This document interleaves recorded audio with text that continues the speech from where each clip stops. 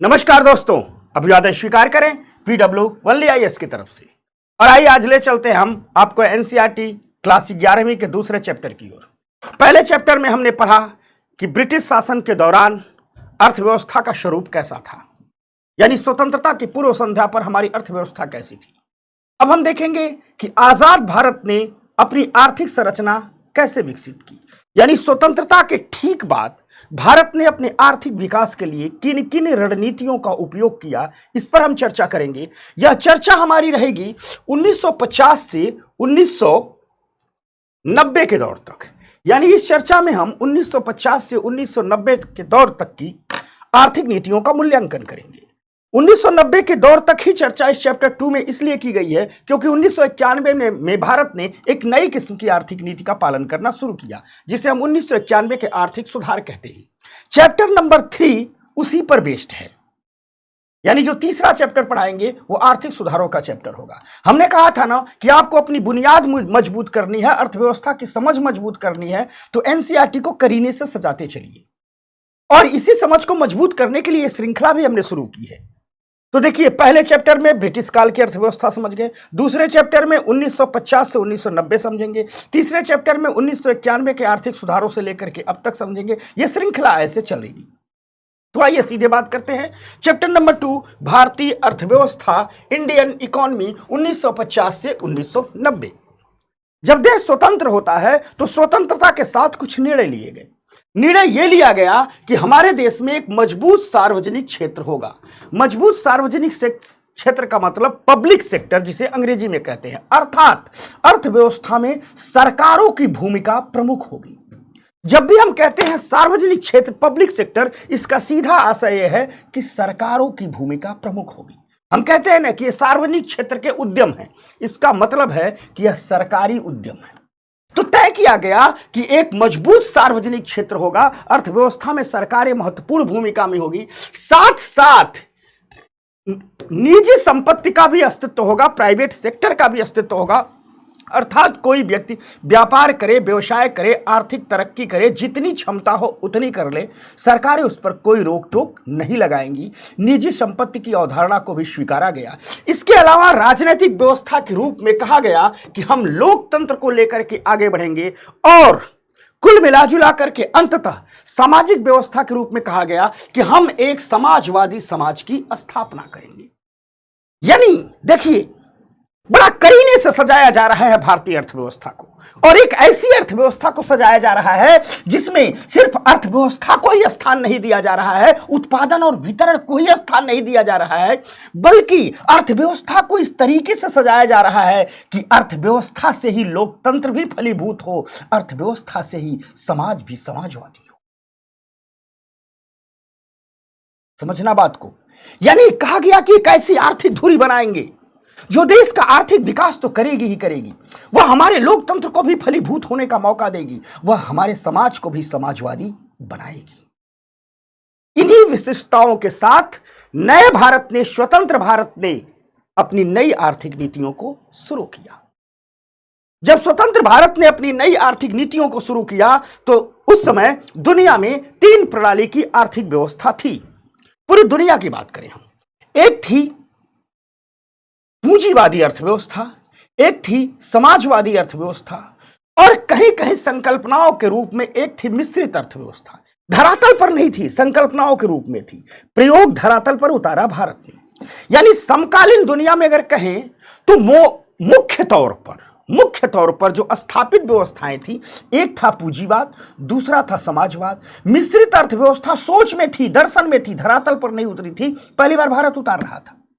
तो अगर हम इन अर्थव्यवस्थाओं की बात करें जो पूरी दुनिया में थी, तो एक थी पूंजीवादी अर्थव्यवस्था। आप पूंजीवादी अर्थव्यवस्था की अगर कुछ विशेषताओं की बात करें, जिसकी ओर एनसीईआरटी इंगित करते हैं, हम सिर्फ उन्हीं को बताएंगे। जब हम किताबों का अध्ययन शुरू करेंगे, तो जब टेक्स्ट बुक पढ़ना शुरू करेंगे तो विस्तार से बातें होंगी, पूंजीवाद क्या है, समाजवाद क्या है, मिश्रित अर्थव्यवस्थाएं क्या है, सब कुछ। यहां हम उन्हीं पर फोकस रहेंगे जिनकी बात एनसीईआरटी करती है। एनसीईआरटी लिखती है पूंजीवाद के विषय में कि पूंजीवादी अर्थव्यवस्था एक ऐसी व्यवस्था है जहां उत्पादन, वितरण, आपूर्ति और मांग की बाजार शक्तियों पर निर्भर करता है। यानी किसी भी अर्थव्यवस्था में क्या होता है, प्रोडक्शन होता, उत्पादन किया जाता है। फिर जो वस्तुएं उत्पादित होती है उसे वितरण किया जाता है, मार्केट में लाया जाता है, उनकी सप्लाई की सुनिश्चित की जाती है। और ये सारी की जाती है किस आधार पर? डिमांड के आधार पर, मांग के आधार पर। अर्थात हम कह सकते हैं कि केवल उन्हीं उपभोक्ता वस्तुओं का उत्पादन किया जाएगा जिनकी डिमांड है। पूंजीवादी अर्थव्यवस्था में लोगों की आवश्यकता के अनुसार उत्पादन नहीं होता है, लोगों की मांग के अनुसार उत्पादन होता है। जिस चीज की जिस समय जितनी डिमांड रहती है, याद रखना, इस बात को समझना होगा। पूंजीवादी अर्थव्यवस्था और समाजवादी अर्थव्यवस्था में एक बारीक लकीर है, आगे बताएंगे। पूंजीवादी अर्थव्यवस्था कहती है कि जिसकी बाजार में डिमांड होगी उसी का उत्पादन करेंगे। समझना, यानी जो भी प्रोडक्शन होगा, जो भी वितरण होगा, जो भी आपूर्ति होगी, सब कुछ क्या होगी? बाजार की डिमांड के आधार पर होगी। यह भी कहा जाता है कि यदि श्रम पूंजी से सस्ता है, अब कहोगे श्रम पूंजी से सस्ता का मतलब क्या? कहा जाता है कि जो उत्पादन हम करेंगे उसमें हम देखेंगे मशीनों द्वारा उत्पादन सस्ता पड़ रहा है कि मानव श्रम से उत्पादन सस्ता पड़ रहा है। पूंजी का जो शब्द कहते हैं उसका मतलब मशीनें होती है, क्योंकि बड़ी मशीनें खरीदने में बड़ा पैसा लगता है। तो कहा जाता है पूंजीवादी अर्थव्यवस्था में हमको उत्पादन सस्ता करना है। यदि श्रम पूंजी से सस्ता है, यानी मानव द्वारा उत्पादन मशीनों की तुलना में यदि सस्ता है, तो उत्पादन के श्रम गहन तरीकों का उपयोग किया जाएगा। अर्थात ऐसा उत्पादन सिस्टम बनाया जाएगा जहां मानव ज्यादा काम करे। लेकिन यदि श्रम से उत्पादन महंगा पड़ता है और पूंजी से सस्ता पड़ता है, यानी मशीनों से सस्ता पड़ता है, तो मशीनों का प्रयोग किया जाएगा। अर्थात पूंजीवादी अर्थव्यवस्था कहती है कि हम अपनी वस्तुओं को अधिक से सस्ता बेचेंगे। इसलिए नहीं कहती है कि उन्हें सस्ता बेचने में कोई बहुत अधिक दिलचस्पी है। दरअसल वो सस्ते बेचने की बात इन्हें करती है कि सस्ता बेचेंगे तो अधिक लोग खरीदेंगे, तो प्रॉफिट अधिक होगा। इसलिए कहते हैं कि यदि श्रम पूंजी से सस्ता है, यानी मानव के हाथों द्वारा उत्पादन मशीनों के उत्पादन के सस्ता में है, तो हम अधिक श्रम गहन उद्योग लगाएंगे, ऐसे उद्योग लगाएंगे जिसमें अधिक मजदूर काम करते हो। लेकिन यदि पूंजी से उत्पादन सस्ता है तो हम बड़ी बड़ी मशीनों का प्रयोग करेंगे। साथ ही साथ यह भी कहा जाता है कि क्रय शक्ति के आधार पर उत्पादित वस्तुओं को लोगों के बीच वितरित किया जाएगा। यानी जो वस्तुएं लोगों के पास पहुंचाई जाएगी, इस आधार पर नहीं पहुंचाई जाएगी कि आपकी जरूरत क्या है, आपकी आवश्यकता क्या है। इस आधार पर पहुंचाई जाएगी कि आपकी खरीदने की क्षमता क्या है। यानी जिसकी परचेजिंग पावर अधिक है, जिसकी क्रय शक्ति अधिक है, उन तक वस्तुएं अधिक पहुंचेंगी।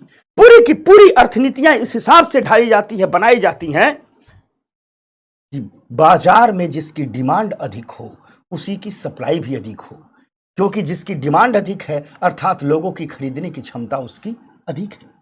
तो कहा गया कि क्रय शक्ति के आधार पर लोगों के बीच वस्तुओं का वितरण किया जाएगा। अर्थात जिनके पास वस्तुओं और सेवाओं को खरीदने की क्षमता है उन तक ही वस्तुएं अधिक पहुंचेंगी, न कि लोगों की आवश्यकता के आधार पर। अर्थात कुल मिला जुला करके पूंजीवादी अर्थव्यवस्था कुछ यूं कहती है। पूंजीवादी अर्थव्यवस्था कहती है कि मान लो यह कोई स्टेट है, कोई राज्य है, मान लो यह कोई देश है, ठीक, और कहता है कि हम पूंजीवादी अर्थव्यवस्था पर संचालित होंगे। तो इस देश की जो ये सरकार है, इस देश की जो सरकार है, वह सरकार उत्पादन में प्रत्यक्ष योगदान नहीं देती है। सरकार कहती है कि प्राइवेट सेक्टर आए। कौन आए? तो प्राइवेट सेक्टर आए। सरकार कहती है प्राइवेट सेक्टर आए, ठीक, या प्राइवेट सेक्टर आए और यह प्रोडक्शन करे, यह उत्पादन करे, फिर अपने उत्पादन को बाजार में ले जाकर के वितरित करे, ठीक, ले जाकर के वितरित करे। इस उत्पादन किसका करेगा? बाजार में किन वस्तुओं को वितरित करेगा, अर्थात किन वस्तुओं को बेचेगा? तो वितरित उन्हीं वस्तुओं को करेगा जिनकी मांग अधिक होगी, जिनकी डिमांड अधिक होगी। और डिमांड उन्हीं की अधिक होगी जिन वस्तुओं को लोगों की खरीदने की क्षमता अधिक होगी, खरीदने की क्षमता अधिक होगी। अर्थात लोगों के पास वही वस्तुएं पहुंचेंगी जिसको वो खरीद सकते हैं। यानी लोगों तक वस्तुएं पहुंचाई जाएंगी, उनकी आवश्यकता के आधार पर नहीं पहुंचाई जाएंगी। बारीक सी बात है, समझिएगा, उनकी जरूरत के आधार पर नहीं पहुंचाई जाएंगी। लोगों के पास वस्तुएं पहुंचाई जाएंगी उनकी खरीदने की क्षमता के आधार पर, उनकी मांग के आधार पर। और यह सब कुछ किस लिए किया जाएगा? यह सब कुछ किया जाएगा प्रॉफिट के लिए, लाभ के लिए। यह सब कुछ किसके लिए किया जाएगा? यह सब कुछ किया जाएगा प्रॉफिट के लिए, लाभ के लिए। तो फिर सरकार क्या करेगी? जब यह सारा काम अर्थव्यवस्था में प्राइवेट सेक्टर कर रहा है तो सरकार क्या करेगी? तो कहा गया था इस अर्थव्यवस्था में कि सरकार एक निर्देशक की भूमिका निभाएगी, एक डायरेक्टर की भूमिका निभाएगी। सरकार दो काम करेगी। एक तो उन सभी संरचनाओं का निर्माण करेगी जिससे प्राइवेट सेक्टर फले फूले, जिससे बाजार फले फूले।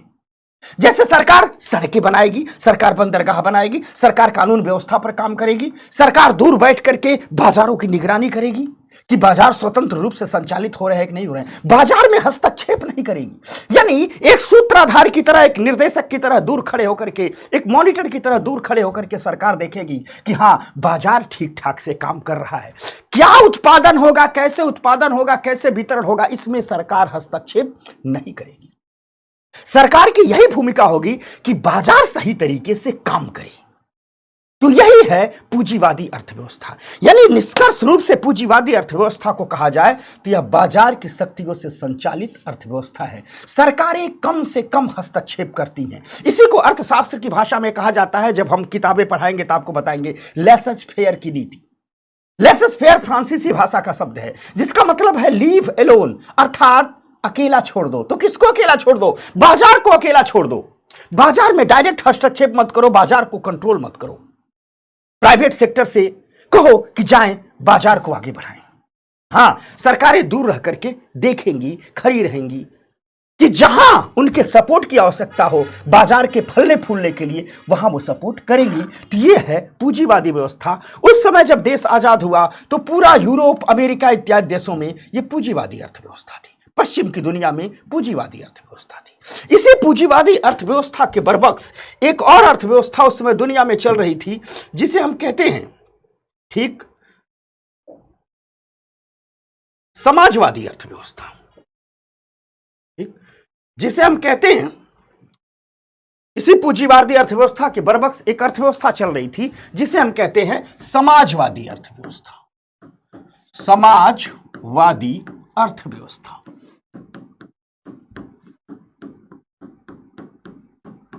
समाजवादी अर्थव्यवस्था। यह अर्थव्यवस्था उस समय की दुनिया में जो सोवियत संघ रूस था उसमें चल रही थी, चीन में अर्थव्यवस्था ये चल रही थी, साथ साथ पूरब की दुनिया के तमाम देशों में अर्थव्यवस्था चल रही थी। यानी जब देश आजाद होता है तो उसके सामने पूरी दुनिया में जो सस्टेन करते हुए आर्थिक प्रणालियां हैं, एक तरफ पूंजीवाद है तो दूसरी तरफ समाजवाद है।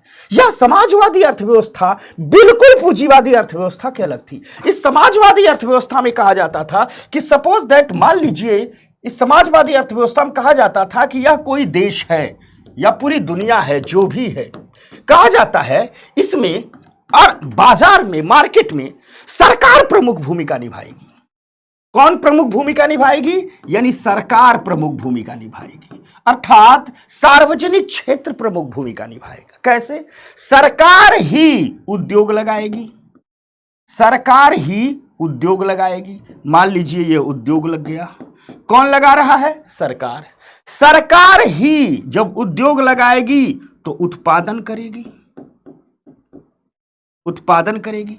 सरकार ही जो उत्पादन हुआ उसका वितरण करेगी, और जो वितरण करेगी वह मांग के आधार पर नहीं करेगी, खरीदने की क्षमता के आधार पर नहीं करेगी, जरूरत के आधार पर करेगी, जरूरत के आधार पर। अर्थात मान लीजिए 4 लोगों का परिवार है, एक व्यक्ति है जो बहुत धनी है और दूसरा एक 4 लोगों का परिवार है जो बहुत गरीब है, लेकिन दोनों लोगों के पास अनाज बराबर मात्रा में होंगे, क्योंकि इनके यहां 4 खाने वाले हैं, जो अमीर है तो भी, जो गरीब है तो भी 4 खाने वाले हैं, तो अनाज बराबर मात्रा में होंगे, कपड़े बराबर मात्रा में होंगे, जूते बराबर मात्रा में होंगे, किताबें बराबर मात्रा में होंगी, घड़ियां बराबर मात्रा में होंगी, पढ़ाई लिखाई के संसाधन बराबर मात्रा में होंगे, दोनों के बच्चे एक ही स्कूल में पढ़ेंगे, अस्पताल एक ही समान होंगे, दोनों बीमार पड़ेंगे तो एक ही जगह जाएंगे। अर्थात हम कह सकते हैं कि समाजवादी अर्थव्यवस्था लोगों की आवश्यकताओं के अनुसार नहीं, लोगों की मांग के हिसाब से नहीं तय होती है, लोगों की क्रय शक्ति के हिसाब से नहीं तय होती है। समाजवादी अर्थव्यवस्था तय होती है लोगों की जरूरत के हिसाब से, हर व्यक्ति को जरूरत के हिसाब से मिलेगा। तो सवाल उठता है, इस अर्थव्यवस्था में जो प्रॉफिट होगा, इन उद्योगों से जो प्रॉफिट होगा वह किसे जाएगा? तो कहा, तो इस अर्थव्यवस्था में जो प्रॉफिट होता था सीधे सरकार को जाता था। निजी संपत्ति का, निजी उद्योगों का कोई स्थान नहीं था।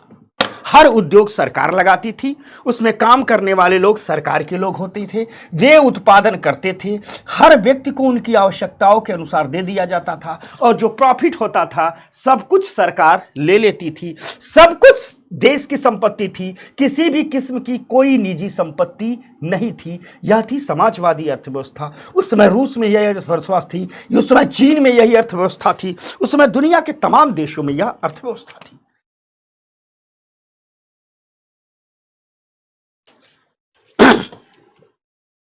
अर्थात अगर हम देखें, दोनों में एक अंतर कर लें, तो जो उस समय की दुनिया में अर्थव्यवस्थाएं थी, एक था पूंजीवाद, पूंजीवाद या पूंजीवादी अर्थव्यवस्था, और एक थी समाजवादी अर्थव्यवस्था, समाजवादी अर्थव्यवस्था। ठीक, एक तरफ यह पूंजीवादी अर्थव्यवस्था कहती थी कि सब कुछ प्राइवेट सेक्टर हो जाए द्वारा होगा, निजी क्षेत्र काम करेगा, बाजार ही प्रमुख शक्ति के रूप में काम करेगा। निजी क्षेत्र मतलब मार्केट, अर्थात मार्केट डिमांड पर वस्तुओं का उत्पादन होगा, मार्केट डिमांड पर उत्पादन होगा।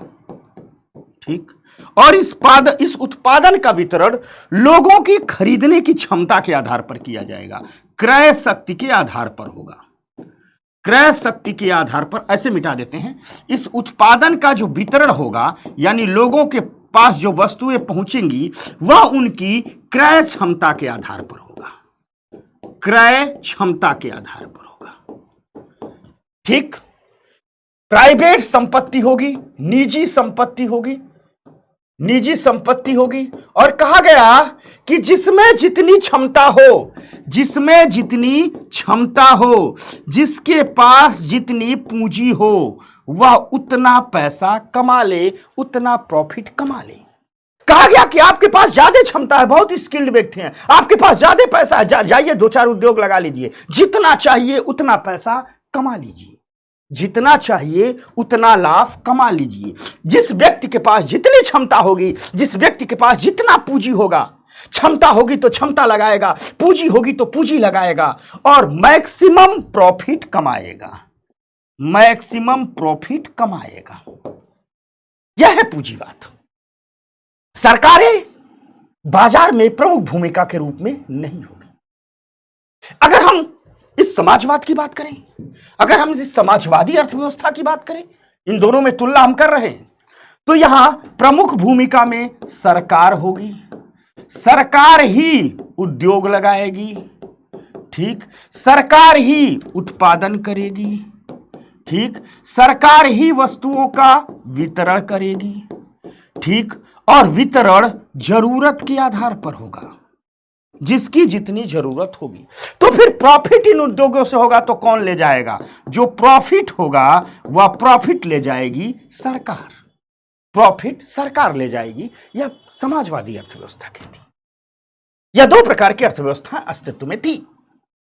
इसी समय संकल्पना के रूप में, सोच के रूप में कुछ लोगों के दिमाग में एक और अर्थव्यवस्था थी, जिसमें कुछ लोग कह रहे थे क्यों नहीं इन दोनों की अच्छाइयों को मिला दिया जाए, इन दोनों को आपस में मिक्स कर दिया जाए, और उसी अर्थव्यवस्था को कहा गया मिश्रित अर्थव्यवस्था।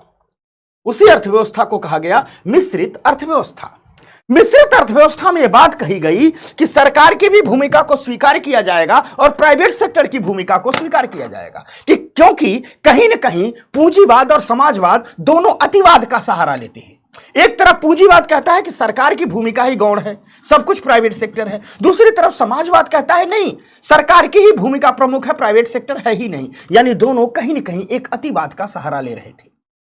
इन दोनों के बीच के मध्यम मार्ग को चुना गया और चुना भारत ने, और भारत ने इसी मिश्रित अर्थव्यवस्था को स्वीकार किया। इस मिश्रित अर्थव्यवस्था में कहा गया कि सरकार और बाजार मिलकर तय करेंगे कि क्या उत्पादन करना है, कैसे उत्पादन करना है और कैसे वितरित करना है।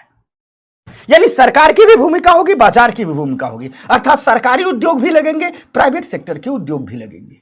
कहा गया कि सामान्य तौर पर बाजार वह सब कुछ प्रदान करता है जो अच्छी तरह से उत्पादन कर लेता है और जिसकी बाजार में डिमांड हो, लोगों की जिसकी डिमांड हो उसको बाजार के सहारे छोड़ दिया जाए। साथ साथ कहा गया कि सरकार आवश्यक वस्तुओं का उत्पादन करेगी, आवश्यक सेवाएं प्रदान करेगी, जिसे प्रदान करने में बाजार विफल रहता है। जैसे कहा गया कि सरकार शिक्षा पर काम करेगी, सरकार स्वास्थ्य पर काम करेगी, सरकार सड़कें बनाने पर काम करेगी, सरकार परिवहन पर काम करेगी, क्योंकि इसमें लंबे समय का निवेश है, प्रॉफिट बहुत बाद में आता है, कभी कभी नहीं भी आता है। तो जाहिर सी बात है, बाजार गांव गांव में जाकर के प्राइमरी स्कूल क्यों खोलेगा 1950 में? बाजार गांव गांव में जाकर के दूर दराज में हॉस्पिटल क्यों खोलेगा? बाजार परिवहन की सुविधाएं क्यों देगा उस दौर में जब सड़कें भी नहीं थी? बाजार क्यों सड़कें बनाएगा जब टोल टैक्स देने का कॉन्सेप्ट ही नहीं था? तो कहा गया नहीं, लोगों की जो जरूरतें होंगी, लोगों की कपड़े की जो जरूरत होगी, लोगों की जरूरत जूतों की जरूरत होगी, लोगों के चश्मे की जरूरत होगी, लोगों को अन्य जो डेली लाइफ की वस्तुएं होती हैं, मोटर गाड़ी, इनकी जरूरत होगी, उनको बाजार बनाएगा। जिसकी क्षमता हो जाए खरीद ले, जिनके पास 5 कार खरीदने की क्षमता हो 5 खरीद ले, 2 खरीदने की क्षमता हो 2 खरीद ले, जिनके पास साइकिल खरीदने की क्षमता हो साइकिल खरीदेंगे। इसमें हम नहीं रोकेंगे। मिश्रित अर्थव्यवस्था में कहा गया इसमें हम नहीं रोकेंगे, आपके पास साइकिल खरीदने की क्षमता हो साइकिल खरीदिए, मोटर कार खरीदने की क्षमता हो मोटर कार खरीदिए, हवाई जहाज खरीदने की क्षमता हो हवाई जहाज खरीदिए। यह काम प्राइवेट सेक्टर करेगा। लेकिन सरकार ने कहा कुछ आवश्यक वस्तुएं जो मानव को जीवन जीने के लिए एकदम जरूरी हैं, शिक्षा, स्वास्थ्य, स्वच्छता, परिवहन, दूरसंचार, ये सब चीजें कौन देगा? सरकार देगी। यानी दोनों की मिला दिया गया, इसलिए इसे कहा गया मिश्रित अर्थव्यवस्था। एक ऐसी अर्थव्यवस्था जिसमें दोनों की भूमिका को स्वीकार किया गया, चाहे प्राइवेट सेक्टर हो यानी बाजार हो या सरकारी हो। भारत ने इसी मिश्रित अर्थव्यवस्था को स्वीकार किया और इसी मिश्रित अर्थव्यवस्था को लेकर के आगे बढ़ा। यानी भारतीय अर्थव्यवस्था में एक तरफ समाजवादी अर्थव्यवस्था के भी तत्व थे तो दूसरी तरफ पूंजीवादी अर्थव्यवस्था के भी तत्व थे। हां, यह सच है कि संतुलन एक समान नहीं था। अगर भारत की मिश्रित अर्थव्यवस्था को देखा जाए तो ऐसा नहीं है कि एकदम दोनों तुला बराबर थी। भारत की मिश्रित अर्थव्यवस्था थोड़ा सा समाजवादी अर्थव्यवस्था की ओर झुकी हुई थी, क्योंकि भारत के जो सूत्रधार थे, जो कर्णधार थे, जिनके हाथों में आजादी के बाद देश सौंपा गया, वे देश का आर्थिक विकास तो चाहते थे लेकिन समानता की कीमत पर नहीं चाहते थे। वो चाहते थे आर्थिक विकास हो, तरक्की हो, लेकिन समानता के साथ हो, बराबरी के साथ हो, हर व्यक्ति को आगे बढ़ने का अवसर प्राप्त हो। इसलिए पूंजीवाद और समाजवाद दोनों को स्वीकारा तो गया, लेकिन जो पल रहा था थोड़ा सा समाजवाद की ओर भारी रहा। और इसी मिश्रित अर्थव्यवस्था को धरातल पर उतारने के लिए, जिसमें समाजवाद के तत्व प्रमुख थे, पूंजीवाद के तत्व थोड़े कम थे, भारत ने जिस मॉडल को अपनाया उसे कहते हैं पंचवर्षीय योजनाओं का मॉडल।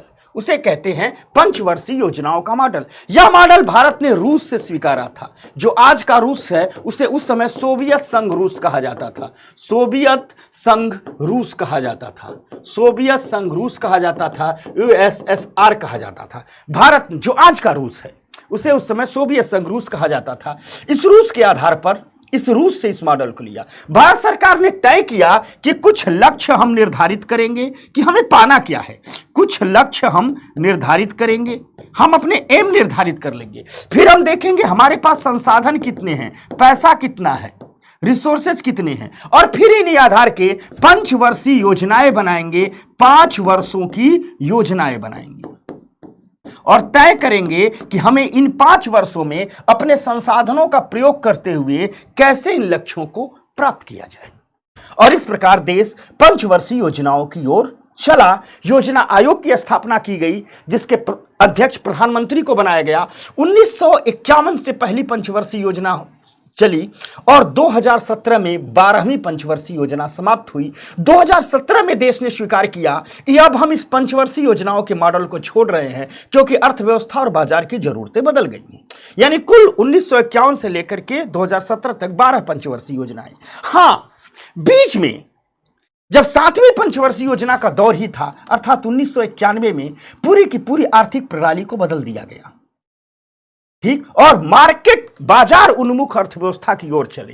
अर्थात 1950 से लेकर के 1990 तक जिस हम मिश्रित अर्थव्यवस्था की ओर चल रहे थे, उसमें समाजवाद का तत्व प्रमुख था, समाजवाद का चरित्र अधिक था। लेकिन 1991 से जिस नए आर्थिक प्रणाली को हमने स्वीकार किया, जिसे उदारीकरण, निजीकरण और वैश्वीकरण कहते हैं, जिसको हम चैप्टर नंबर 3 में पढ़ेंगे, उसमें पूंजीवाद के तत्व प्रमुख हो गए। यानी वर्तमान में जो भारत है, 1991 के बाद का जो आज तक का भारत है और भविष्य का भी जो भारत होगा, वह कहता तो है कि हम मिश्रित अर्थव्यवस्था ही हैं, लेकिन सच है कि उस मिश्रित अर्थव्यवस्था में समाजवाद के तत्व पीछे होते जा रहे हैं, पूंजीवाद के तत्व आगे बढ़ते जा रहे हैं, बाजार की शक्तियां आगे बढ़ती जा रही हैं, प्राइवेट प्लेयर आगे बढ़ते जा रहे हैं। यह पूरी दुनिया में चल रहा है, पूरी दुनिया में यही हो रहा है, क्योंकि पूंजीवाद और समाजवाद की लड़ाई में अंततः समाजवाद हार गया और पूंजीवाद जीत गया। यह कहानी कुछ और है। हम जब आर्थिक उदारीकरण पढ़ाएंगे तो आपको बताएंगे, चैप्टर नंबर 3 में बताएंगे। यानी फिलहाल हम बात अभी फोकस करते हैं कि 1950 में देश ने देश के विकास के लिए पंचवर्षीय योजनाओं के मॉडल को स्वीकार किया, रूस से लिया और तय किया गया कि देश अपने विकास के कुछ लक्ष्य तय करेगा, 5 सालों के लिए तय करेगा और अपने संसाधनों का जो उपलब्ध संसाधन हो उनको उन्हीं लक्ष्यों के हिसाब से योजना बना बना करके इस्तेमाल करेगा। इसलिए इसे पंचवर्षीय योजनाएं कहा गया। इन पंचवर्षीय योजनाओं की जब बात की गई तो सरकार ने कहा हम हर योजना के तो अलग अलग लक्ष्य रखेंगे। किसी योजना में कृषि का लक्ष्य होगा, किसी योजना में उद्योग का लक्ष्य होगा, किसी योजना में आधुनिकीकरण का लक्ष्य होगा, किसी योजना में आयात निर्यात को घटाने बढ़ाने का लक्ष्य होगा। अर्थात सरकार ने कहा हर योजना के लक्ष्य तो अलग होंगे, लेकिन कुछ योजनाओं के कॉमन लक्ष्य होंगे, कुछ योजनाओं के समान लक्ष्य होंगे। तो सरकार ने कहा कि जो 4 प्रमुख लक्ष्य होंगे हमारी योजनाओं के, तो शुरू से लेकर के हम कह सकते हैं कि 1950 से 1990 तक की जो योजना चली, उसके 4 प्रमुख लक्ष्य थे, जिन्हें संसाधनों की उपलब्धता के आधार पर अलग अलग योजनाओं में महत्व दिया गया और हर योजना में यह कॉमन रूप से थे। जिसमें पहला लक्ष्य था विकास, डेवलपमेंट। विकास में कहा गया कि हर योजना का लक्ष्य होगा कि देश के भीतर ही हम अधिक वस्तुओं और सेवाओं का उत्पादन करें, अधिक से अधिक वस्तुओं और सेवाओं का उत्पादन करें। और कहा गया कि इसको मापने के लिए हम जिस संकेतक का प्रयोग करेंगे वह होगी हमारी जीडीपी। अर्थात हम सरल रूप से कहें तो यह बात कही गई कि हर योजना का लक्ष्य होगा कि अपने देश में वस्तुओं और सेवाओं के उत्पादन को अधिक से अधिक बढ़ाएं, अर्थात देश की जीडीपी को हम अधिक से अधिक बढ़ाएं। जीडीपी का मतलब क्या होता है? वस्तुओं और सेवाओं का उत्पादन। तो कहा गया हम वस्तुओं और सेवाओं के उत्पादन को अधिक से अधिक बढ़ाएं, अर्थात हम देश की जीडीपी को अधिक से अधिक बढ़ाएंगे। यानी हर योजना में इस बात पर तो काम किया जाएगा कि कैसे इस मुल्क का उत्पादन बढ़ता है, उत्पादन चाहे वस्तु का हो चाहे सेवा को, अर्थात मुल्क की जीडीपी को हर साल बढ़ाते जाना है, हर योजना में बढ़ाते जाना है। पहला लक्ष्य तो यह था। दूसरा लक्ष्य था आधुनिकीकरण। और भारत में आधुनिकीकरण 2 अर्थों में लिया गया। शायद यही आधुनिकीकरण की मुकम्मल पहचान भी है, क्योंकि आधुनिकीकरण कभी एक अर्थ में हो ही नहीं सकता। तो हम दोनों अर्थों की बात करते हैं। पहले अर्थ में जो आधुनिकीकरण लिया गया उसको कहा गया कि वस्तुओं और सेवाओं के उत्पादन को बढ़ाने के लिए नई तकनीकी को अपनाना है और इसे ही आधुनिकीकरण कहा गया। लेकिन सिर्फ एक अर्थों का आधुनिकीकरण था। अर्थात कहा गया उस समय यह बात तय की गई कि दुनिया में वस्तुओं और सेवाओं के उत्पादन को बढ़ाने के लिए जितने भी नई तकनीकियां हैं हम भी उस पर काम करेंगे। इसका मतलब था कि हम नई नई मशीनों का इस्तेमाल करेंगे, नई नई टेक्नोलॉजी का इस्तेमाल करेंगे। चाहे कृषि हो उसमें भी नई टेक्नोलॉजी का इस्तेमाल करेंगे, उद्योग हो उसमें भी नई टेक्नोलॉजी का इस्तेमाल करेंगे। पूरी देश को टेक्नोलॉजी के आधार पर विकसित करेंगे। इसलिए आप लोग देखते होंगे कि योजनाओं की शुरुआत में ही आईआईटी की स्थापना की जाती है। विश्वविद्यालयों में तकनीक की शिक्षा पर जोर दिया जाता है। आईआईटी की स्थापना क्यों की जाती है? ताकि जब आईआईटी की स्थापना होगी, इंजीनियर निकलेंगे, तभी तो वो नई नई तकनीकी लाएंगे। विश्वविद्यालयों में तकनीकी शिक्षा, रिसर्च और डेवलपमेंट को महत्व दिया जाता है, क्योंकि जब विश्वविद्यालयों में रिसर्च और डेवलपमेंट को महत्व दिया जाएगा, यही लोग तो आधुनिक तकनीकी लाएंगे। कृषि में आधुनिक तकनीकी, उत्पादन में आधुनिक तकनीकी, मेडिकल स्वास्थ्य के क्षेत्र में आधुनिक तकनीकी। उसी दौर में एम्स बनाया गया। क्यों एम्स बनाया ही इसलिए गया था ताकि नए नए मेडिकल सेक्टर पर रिसर्च हो, हम भी नई दवाइयां, नए उपकरण, नए वैक्सीन, इन चीज को लाए। तो यहां आधुनिकीकरण का मतलब था जितने भी नई किस्म की मशीनें हैं वो सब कुछ भारत में भी लगाई जाए। चाहे किसी भी कपड़ा सेक्टर में नई मशीनें, कोयला सेक्टर में नई मशीनें, स्टील सेक्टर में नई मशीनें, पावर जनरेशन में नई मशीनें, एग्रीकल्चर सेक्टर में मशीनें, यानी उत्पादन के जितने भी साधन हैं सब में उस समय की नई नई टेक्नोलॉजी का प्रयोग किया जाए, इसे आधुनिकीकरण कहा गया। लेकिन यह आधुनिकीकरण सिर्फ एक अर्थों का आधुनिकीकरण था, अर्थव्यवस्था का आधुनिकीकरण था। योजनाओं में जब आधुनिकीकरण को अपनाया गया तो कहा गया कि हम सिर्फ अर्थव्यवस्था के आधुनिकीकरण तक नहीं ठहरेंगे, हम समाज का भी आधुनिकीकरण करेंगे। यह बड़ी मजे की बात थी, यह बड़ी गहरी बात थी। कहा गया कि सिर्फ हम नए नए किस्म के उद्योग लगा देंगे, नई नई किस्म की टेक्नोलॉजी लगा देंगे, और समाज अगर हमारा पुराने ढर्रे पर चलेगा तो हमारा लोकतंत्र बिखर जाएगा।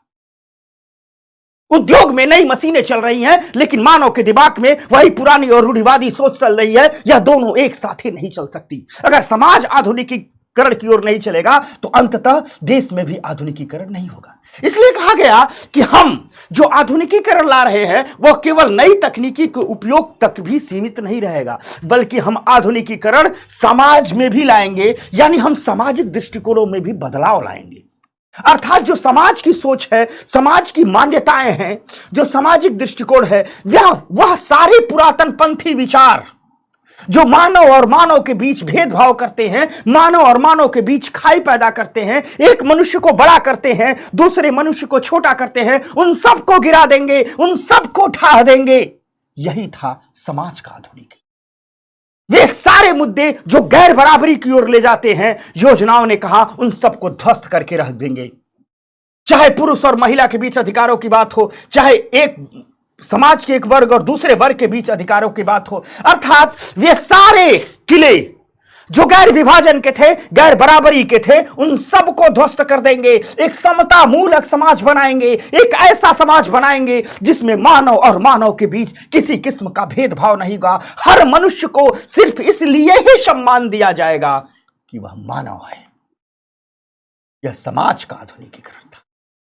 यानी कुल मिला जुला करके कहा गया कि हम तर्क के आधार पर समाज को बनाएंगे, हम ज्ञान के आधार पर समाज को बनाएंगे, हम पूर्वाग्रहों के आधार पर समाज को नहीं बनाएंगे। यानी योजनाओं में कहा गया अगर हम उद्योगों को रूपांतरित करेंगे, उत्पादन के साधनों को रूपांतरित करेंगे, तो हम समाज में जीवन जीने की शैली को, समाज के दृष्टिकोणों को भी बदल करके रख देंगे। अर्थव्यवस्था भी आधुनिक होगी, समाज भी आधुनिक। योजनाओं के में आधुनिकीकरण का जो दूसरा लक्ष्य था उसका तात्पर्य यह था। जो तीसरा लक्ष्य था वह था आत्मनिर्भरता। उस समय के देश के लिए आत्मनिर्भरता बहुत जरूरी थी। अगर हम आत्मनिर्भरता के अर्थ की बात करें, आत्मनिर्भरता के मायनों की बात करें, तो आत्मनिर्भरता का अर्थ है उन वस्तुओं के आयात से बचना जिनका उत्पादन भारत में ही किया जा सकता है। अर्थात सीधी सी बात है, कहा गया कि कोशिश करेंगे कि ज्यादा से ज्यादा वस्तुओं का उत्पादन भारत में करने की कोशिश करें। यह नहीं कि इस मशीन की जरूरत है तुरंत विदेश से मंगा लो, नहीं, कोशिश करेंगे इस मशीन को देश में ही बना लेंगे। कहा गया जैसे मान लीजिए हमारे हाथ में पेन है, उसमें कहा गया कि इस पेन की हमें जरूरत है, तो ये नहीं कि तुरंत हम कहें कि पेन की जरूरत है, देखें किस देश में पेन है उससे खरीद लाए। नहीं, अगर पेन की जरूरत है तो हम अपने देश के लोगों से कहेंगे कि इसे बनाइए, बनाने की कोशिश कीजिए। पहले बनाने की कोशिश करेंगे, जब बनाने की कोशिश से एकदम फेल हो जाएंगे तभी आयात करेंगे। ठीक, पहले की जो 7 पंचवर्षीय योजनाएं हैं, यानी 1990 तक की जितनी भी पंचवर्षीय योजनाएं हैं, सब में इस आत्मनिर्भरता को महत्व दिया। विशेष करके कहोगे कि इस नीति को इतना महत्व क्यों दिया गया? दरअसल है क्या कि इस नीति की उस समय इतनी जरूरत इसलिए थी कि हमारी जो सबसे बड़ी निर्भरता थी वह थी खाने की निर्भरता। अंग्रेज भारत को भूखा छोड़ करके गए थे, रोटी नहीं था इस मुल्क के पास, अनाज नहीं थे, पेट नहीं भरता था। अब लोगों को भूखा तो मारेंगे नहीं, तो हमारी अनाज पर दूसरे पर निर्भरता थी। सड़ा हुआ गेहूं और सड़ा हुआ चावल दया दिखा करके, ताने मार करके अमेरिका हमें देता था। एक PL 480 का समझौता हुआ था, आगे पढ़ेंगे। स्वतंत्र भारत को अमेरिका अनाज देता था, और वो भी अमेरिका अनाज चिढ़ा करके देता था। वो अभी वह अनाज देता था जो अपने यहां वो जानवरों को नहीं खिलाता था, समुद्र में फेंक दिया करता था। यानी जो अनाज वो अपने जानवरों के लिए नहीं उचित समझता था, वो भारत के लोग मजबूरी में खाते थे। देश ने कहा कम से कम भोजन पर आत्मनिर्भरता को तो हम छोड़ेंगे। देश ने कहा सबसे पहले हम कृषि क्षेत्र में आत्मनिर्भरता लाएंगे, हम उद्योग में आत्मनिर्भरता लाएंगे। और कृषि क्षेत्र में इसी आत्मनिर्भरता के लिए देश ने हरित क्रांति का नारा दिया, हरित क्रांति को धरातल पर उतारा। और हरित क्रांति ने सबसे पहले हमें खाद्यान्न में ही आत्मनिर्भर बनाया। और आज की हालात तो यह है कि भारत सीना ठोक करके कहता है कि WTO एक बार अपने कुछ नियम कानून ढीले कर दो, पूरी दुनिया का पेट भर देंगे। अभी पिछले साल क्लाइमेट चेंज के कारण, रूस यूक्रेन युद्ध के कारण और कोरोना के बाद लगी लॉकडाउन के कारण, जब पूरी दुनिया की सप्लाई लाइन ध्वस्त हो गई थी, तो दुनिया के कुछ देशों में अनाज के संकट आ गए थे। भारत सामने आया और भारत ने कहा कि दुनिया स्वस्थ रहे, हमारे गुलामों में इतना अनाज है कि हम पूरी दुनिया को खिला देंगे। तमाम देशों को भारत ने कहा। अफगानिस्तान में भूखमरी की नौबत आ गई थी, भारत ने गेहूं भेजा। अफ्रीका के कई देशों में भूखमरी की नौबत आ गई थी, भारत ने गेहूं भेजा। इसके लिए भूरी भूरी बधाइयों के पात्र है हमारे योजनाकार, भूरी भूरी बधाइयों के पात्र हैं वे वैज्ञानिक जिन्होंने लेबोरेटरी में बैठ करके कृषि तकनीकों के लिए विकास किया। भूरी भूरी बधाइयों के पात्र हैं वो किसान जिन्होंने खेतों में पसीना बहाया और भारत को खाद्यान्न के मामले में हरित क्रांति के बाद आत्मनिर्भर बना दिया। तो आत्मनिर्भरता पर जोर देने का कारण था कि सबसे पहले जरूरत थी जो हम खाद्यान्न पर आत्मनिर्भर थे दूसरे देशों पर, उसको समाप्त करना। और साथ साथ हम इस बात पर भी सशंकित थे कि यदि हम हर चीज का आयात करेंगे, यदि हम आयातित खाद्य आपूर्ति पर ठहरे रहेंगे, यानी विदेशों से मंगाए गए अनाजों पर हम अगर उसी के भरोसे से रहेंगे, यदि हम विदेशी प्रौद्योगिकी के ही भरोसे से रहेंगे, यदि हम विदेशी पूंजी पर ही निर्भर रहेंगे, तो यह निर्भरता हमारी नीतियों में विदेशी हस्तक्षेप को बढ़ावा देगी और नए स्वतंत्र हुए भारत की संप्रभुता कमजोर हो जाएगी। भाई स्वाभाविक सी बात है, देश नया नया आजाद हुआ था, नई नई आजादी मिली थी, जिनको मिली थी उन्होंने कीमत चुकाई थी, इसलिए आजादी का महत्व जानते थे।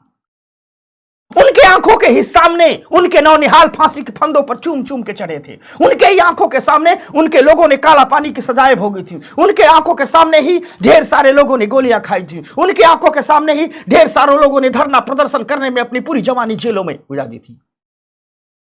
आजादी को छीना था उन्होंने, इसलिए उनके लिए आजादी और संप्रभुता की कीमत पड़ी थी। ढेर सारे लोग आज कहते हैं कि आजादी ने हमें दिया क्या? अरे तुम्हें मुफ्त में मिली है इसलिए तुम्हें कीमत नहीं समझ में आती है। पूछो उन जवानों से जो तरुण थे, 18 साल 19 साल की उम्र में जेल में गए और 40 और 42 साल की उम्र में जब देश आजाद हुआ तो निकल करके आए। लाखों लोग गुमनामी में मार दिए गए। इसलिए आजादी बड़ी प्यारी थी, संप्रभुता बड़ी प्यारी थी। तो हमारे देश के नेताओं ने सोचा कि अभी भारत स्वतंत्र हुआ है, अगर हम आत्मनिर्भर नहीं होंगे और हम अगर खाद्यान्न पर भी विदेशी निर्भरता रहेगी, ठीक प्रौद्योगिकी पर भी विदेशी निर्भरता रहेगी, पूंजी पर भी विदेशी निर्भरता रहेगी, तो जाहिर सी बात है जो ये सब कुछ देगा वो हमारी नीतियों में हस्तक्षेप करेगा, हमें अपना पिट्ठू बना करके रखेगा और हमारी स्वतंत्र निर्णय लेने की क्षमता कमजोर हो जाएगी। और स्वतंत्र हुए भारत को सब कुछ स्वीकार था, यह नहीं स्वीकार था। दिनकर की एक कविता है ना, ले लील मुझे यह धार, ले लील भले यह धार मुझे, लौटना नहीं स्वीकार मुझे। रश्मि रथी एक ग्रंथ दिनकर का कभी पढ़िएगा। अपने प्रिय पात्र कर्ण के मुख से कहलवाते हैं, ले लील भले यह धार मुझे, लौटना नहीं स्वीकार मुझे। हमारे नेता भी कुछ ऐसे कहते थे, चाहे जितनी मेहनत करनी पड़ेगी, चाहे जो कुछ भी करना पड़ेगा, अपनी संप्रभुता को बचा करके रखेंगे। हम विदेशी पूंजी पर, विदेशी पैसे पर, विदेशी तकनीकी पर, विदेशी अनाजों पर अपनी निर्भरता को समाप्त करेंगे। इसलिए आत्मनिर्भरता को बड़ा महत्व दिया गया। यह था यहां आत्मनिर्भरता का मतलब, और इसे हर पंचवर्षीय योजना में प्रमुखता के साथ लागू किया गया। अगर हम चौथी लक्ष्य की बात करें, आखिरी लक्ष्य की बात करें, तो वह थी समानता। ठीक, हमारी योजनाओं में जिस समानता की बात की गई, कहा गया कि समानता हमारे लिए बहुत महत्वपूर्ण है और समानता यह सुनिश्चित करने के लिए जरूरी है कि आर्थिक समृद्धि का लाभ केवल अमीरों को न मिले बल्कि गरीब वर्गों तक भी पहुंचे। कहा गया कि योजनाएं काम करेंगी, देश विकास की ओर जाएगा, आर्थिक समृद्धि आएगी। लेकिन जब यह आर्थिक समृद्धि आएगी तो यह सुनिश्चित करना होगा कि यह समृद्धि सिर्फ महलों तक ही ना पहुंच जाए, इस समृद्धि को झोपड़ियों तक भी पहुंचाना होगा। अर्थात ऐसा ना हो कि समृद्धि का लाभ केवल अमीरों को प्राप्त हो जाए, गरीबों तक ना पहुंचे। हमारे योजनाकार जानते थे अगर इस समृद्धि का लाभ गरीबों तक हमने नहीं पहुंचाया तो उनके लिए आजादी एक खोखला नारा बन के रह जाएगी। क्योंकि एक बात याद रखिएगा, भारत में आजादी एक घटना नहीं थी, एक सपना थी।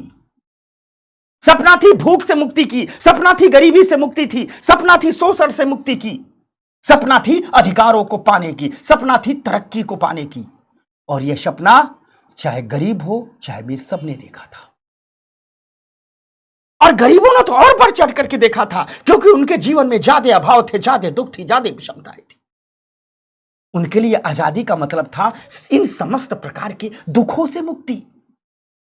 उन्होंने आजादी में वे कंधा से कंधा मिला करके इसीलिए चला कि एक दिन सुबह का सूरज उगेगा, स्वतंत्रता की किरण आएगी, हमारे सब दुख हर ले जाएगी। और हमारे नेताओं ने वादा भी किया था, हमारे राष्ट्रीय नेताओं ने स्वतंत्रता आंदोलन में वादा भी किया था कि आजादी आपके लिए सिर्फ खोखला नारा नहीं रहेगी, आजादी आपके जीवन में बदलाव लेकर के आएगी। तो जाहिर सी बात थी, अब देश की बारी थी उन लोगों के जीवन में बदलाव लाने के लिए। इसलिए समानता पर बहुत जोर दिया गया। कहा गया कि गरीबी हटाएंगे समानता के साथ। साथ साथ यह भी कहा गया कि समानता लाने के लिए प्रत्येक भारतीय को अपनी बुनियादी जरूरतें जैसे भोजन, एक अच्छा घर, शिक्षा और स्वास्थ्य देखभाल तथा धन के वितरण में असमानता को कम करने के लिए सक्षम होना चाहिए।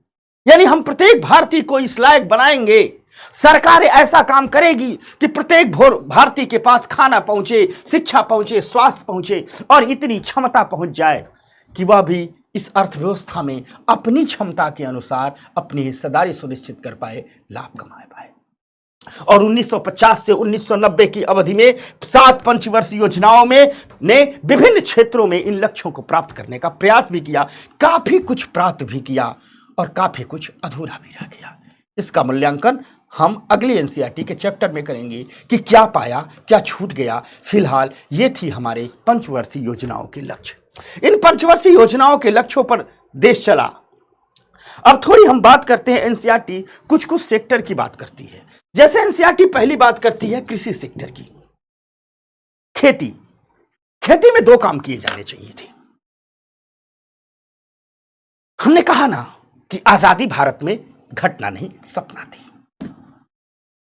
किसान के लिए जो सपना थी वो था जमींदारों के शोषण से मुक्ति। क्योंकि जो ब्रिटिश भू व्यवस्था थी, चाहे उसने जब किसान की स्थिति किराएदार की कर दी थी। किसान जमींदारों की दया का मालिक था, किसान भूमि का मालिक नहीं था। जो खेत जोतता था वो मालिक नहीं था। जो भूमि थी वह कुछ ही लोगों के पास ज्यादा थी, जनता के बड़े वर्ग के पास भूमि पर मालिकाना हक नहीं था। तो एक तरफ पूरा का पूरा जो कृषि संरचना थी अर्थात भूमि अधिकारों की संरचना थी, उसमें शोषण था। जो खेत में पसीना बहा रहा है, खेत उसका नहीं है। और दूसरी तरफ हमारे जो उत्पादन के साधन थे वो प्राचीन थे, पुराने थे। कृषि क्षेत्र में दोनों पर काम किया गया। पहले किसान को भूमि पर अधिकार दिया गया, ठीक, किसान को भूमि पर अधिकार दिया गया। राज्य ने कहा, अर्थात स्वतंत्र भारत की सरकार ने कहा कि हमारा किसान अब किराएदार की स्थिति में नहीं रहेगा। हमारा किसान जिस भूमि को जोतेगा उस भूमि का मालिक रहेगा। और इसके लिए सबसे पहले भारत में भू सुधार लाए गए।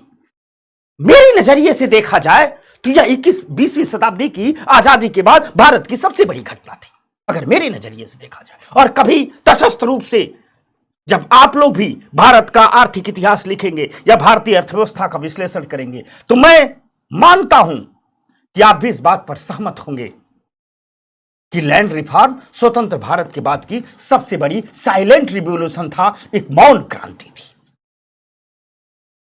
क्योंकि हमारे नेता इसके प्रति इतने प्रतिबद्ध थे कि यह क्रांति बिना खून खराबे की हो गई, बहुत ज्यादा खून खराबा नहीं हुआ, लेकिन थी तो यह क्रांति।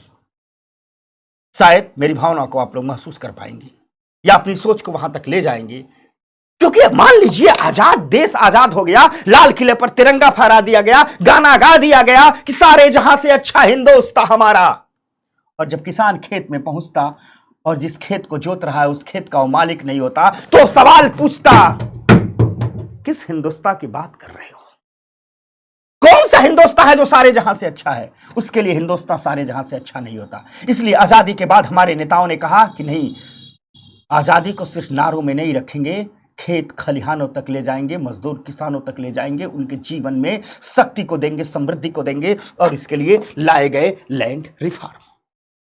और इस लैंड रिफॉर्म में जितने भी बिचौलिए थे, अर्थात किसान और सरकार के बीच जितने लोग खड़े थे, ये जमींदार क्या था, ये जागीरदार क्या था, ये लंबरदार क्या था? बिचौलिया ही तो था। अरे ऊपर सरकार थी, नीचे किसान था, बीच में ये जमींदार और लंबरदार खड़ा था, ये बिचौलिया ही तो था, ये मध्यस्थ ही तो था। तो आजादी के बाद कहा गया कि जितने भी बिचौलिए हैं, जिन्हें जमींदार जागीरदार आदि कहा जाता था, ठीक, ये केवल के केवल लोगों से लगान वसूल करते थे, इन सब को समाप्त करेंगे, कृषि में सुधार करेंगे। और कृषि में जो सुधार करेंगे, कहा गया कि जोतने वाले के पक्ष में भूमि के स्वामित्व में परिवर्तन करेंगे। अर्थात भूमि का स्वामी कौन होगा? जोतने वाला होगा, किसान होगा। राज्य ने कहा, सरकार ने कहा कि हटाएंगे इन्हें, खत्म करेंगे जमींदारी प्रथा, खत्म करेंगे जागीरदारी प्रथा।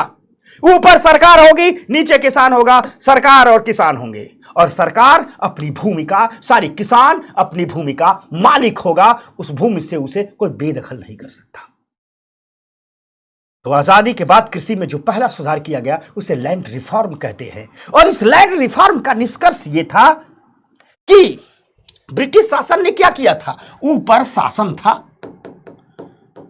ठीक, बीच में उसने ले आकर के खड़ा कर दिया था किसको? इनको बना दे। बीच में उसने ले आकर के खड़ा कर दिया था किसको? इन लोगों को खड़ा कर दिया था। ये जमींदार थे, कई एरिया में इन्हें जागीरदार कहा जाता था, अलग अलग नारी एरिया में अलग अलग बात बुलाई जाती थी, और इनके अंदर ढेर सारे भू क्षेत्र दे दिए थे। यहां किसान था, ठीक, ये हमारा किसान था।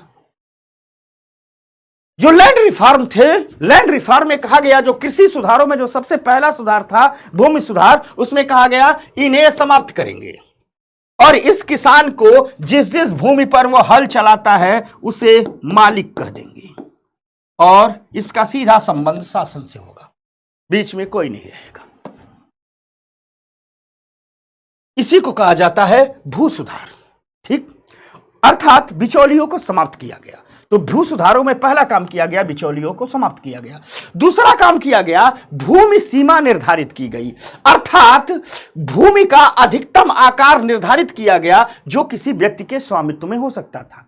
कहा गया कि जो कृषि युक्त भूमि है, ऐसा नहीं है कि किसी के पास 2 किलोमीटर है, 4 किलोमीटर है, किसी के पास नहीं है। कहा नहीं, एक निश्चित सीमा निर्धारित की जाएगी, अधिकतम किसके पास हो सकता है, कितना हो सकता है, और एक छोटी छोटी सीमा निर्धारित कर दी गई कि आप 17 एकड़ रखोगे, आप 20 एकड़ रखोगे, अलग अलग राज्यों में ऐसा था। और जो अब कहोगे कि जब जिन लोगों के पास 1000 एकड़ होते थे, जब उनके पास 20 एकड़ रखा गया तो शेष क्या किया गया? शेष भूमिहीनों में बांट दिया गया, यानी शेष का मालिक उसी किसान को बना दिया गया जो अब तक किराएदार की स्थिति में था, सिर्फ मजदूरी करता था। अर्थात भू सुधारों में 2 काम किए गए। एक तरफ अगर हम लैंड रिफॉर्म की बात करें, अगर हम आजादी के बाद हुए लैंड रिफॉर्म की बात करें, जिसको हम विस्तार से जब बुक्स पढ़ेंगे तो पढ़ेंगे, किताबें जब पढ़ेंगे तो इन सबका एक एक चैप्टर भी पढ़ेंगे।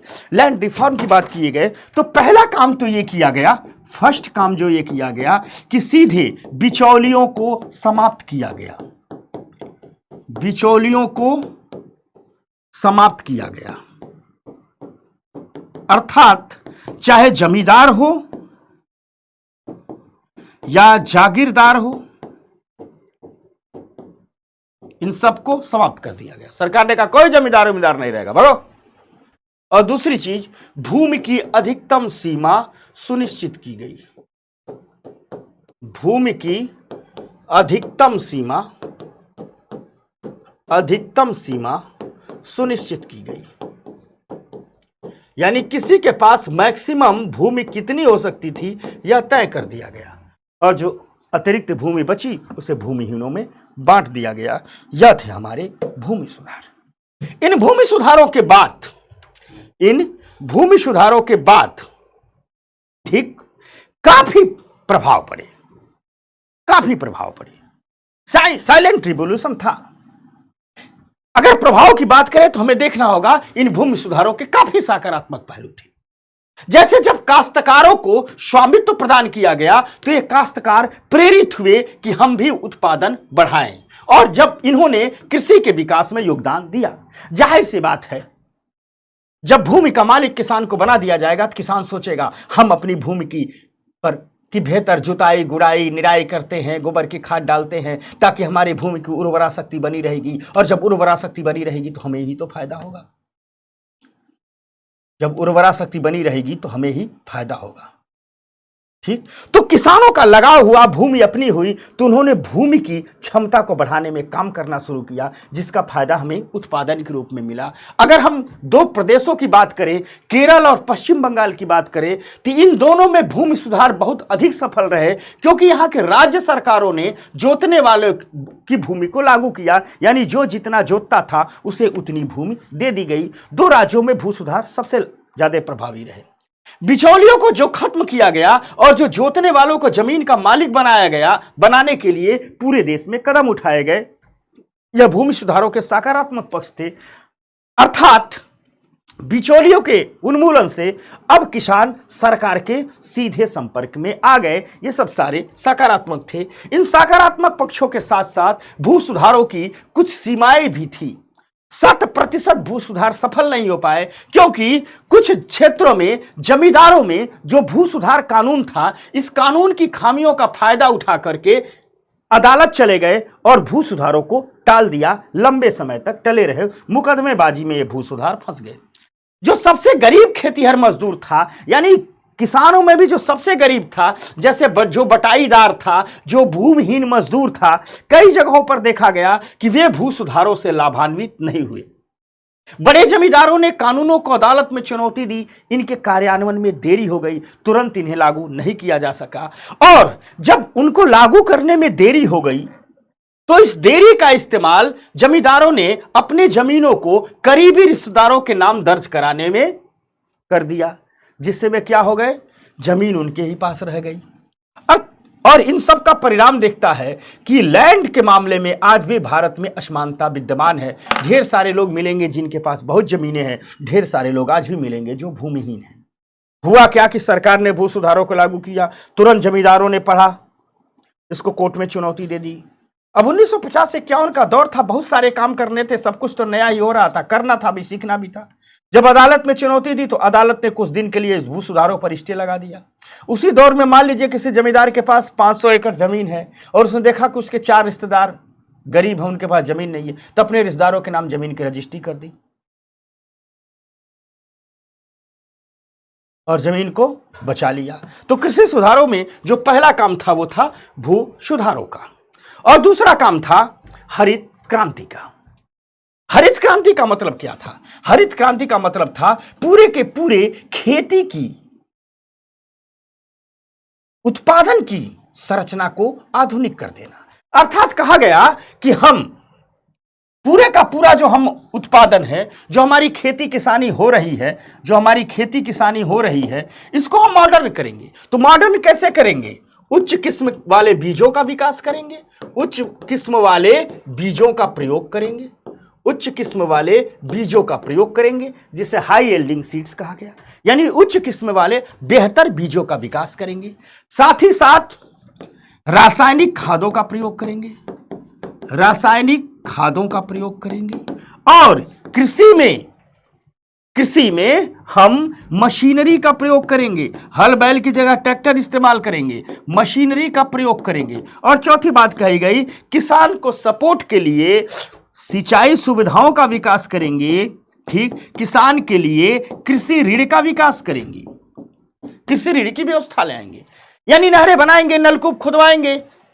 किसान से कहेंगे कुछ किस्म वाले बीज हम सरकार अपना पैसा लगा के सस्ता दे रही है, कुछ तुम भी पैसा लगा दो, रासायनिक खादें लाएंगे, मशीनरी देंगे, और इन सबको खरीदने के लिए किसान को सस्ते कृषि ऋण भी देंगे। इन्हीं सबको समन्वित रूप से कहा गया हरित क्रांति।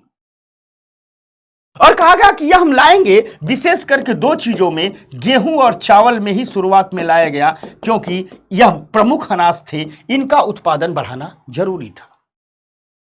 और हरित क्रांति लाया गया, हरित क्रांति सफल भी हुई, और इसी हरित क्रांति ने भारत का, भूखे भारत का पेट भरा। इसी हरित क्रांति ने भूखे भारत का पेट भरा।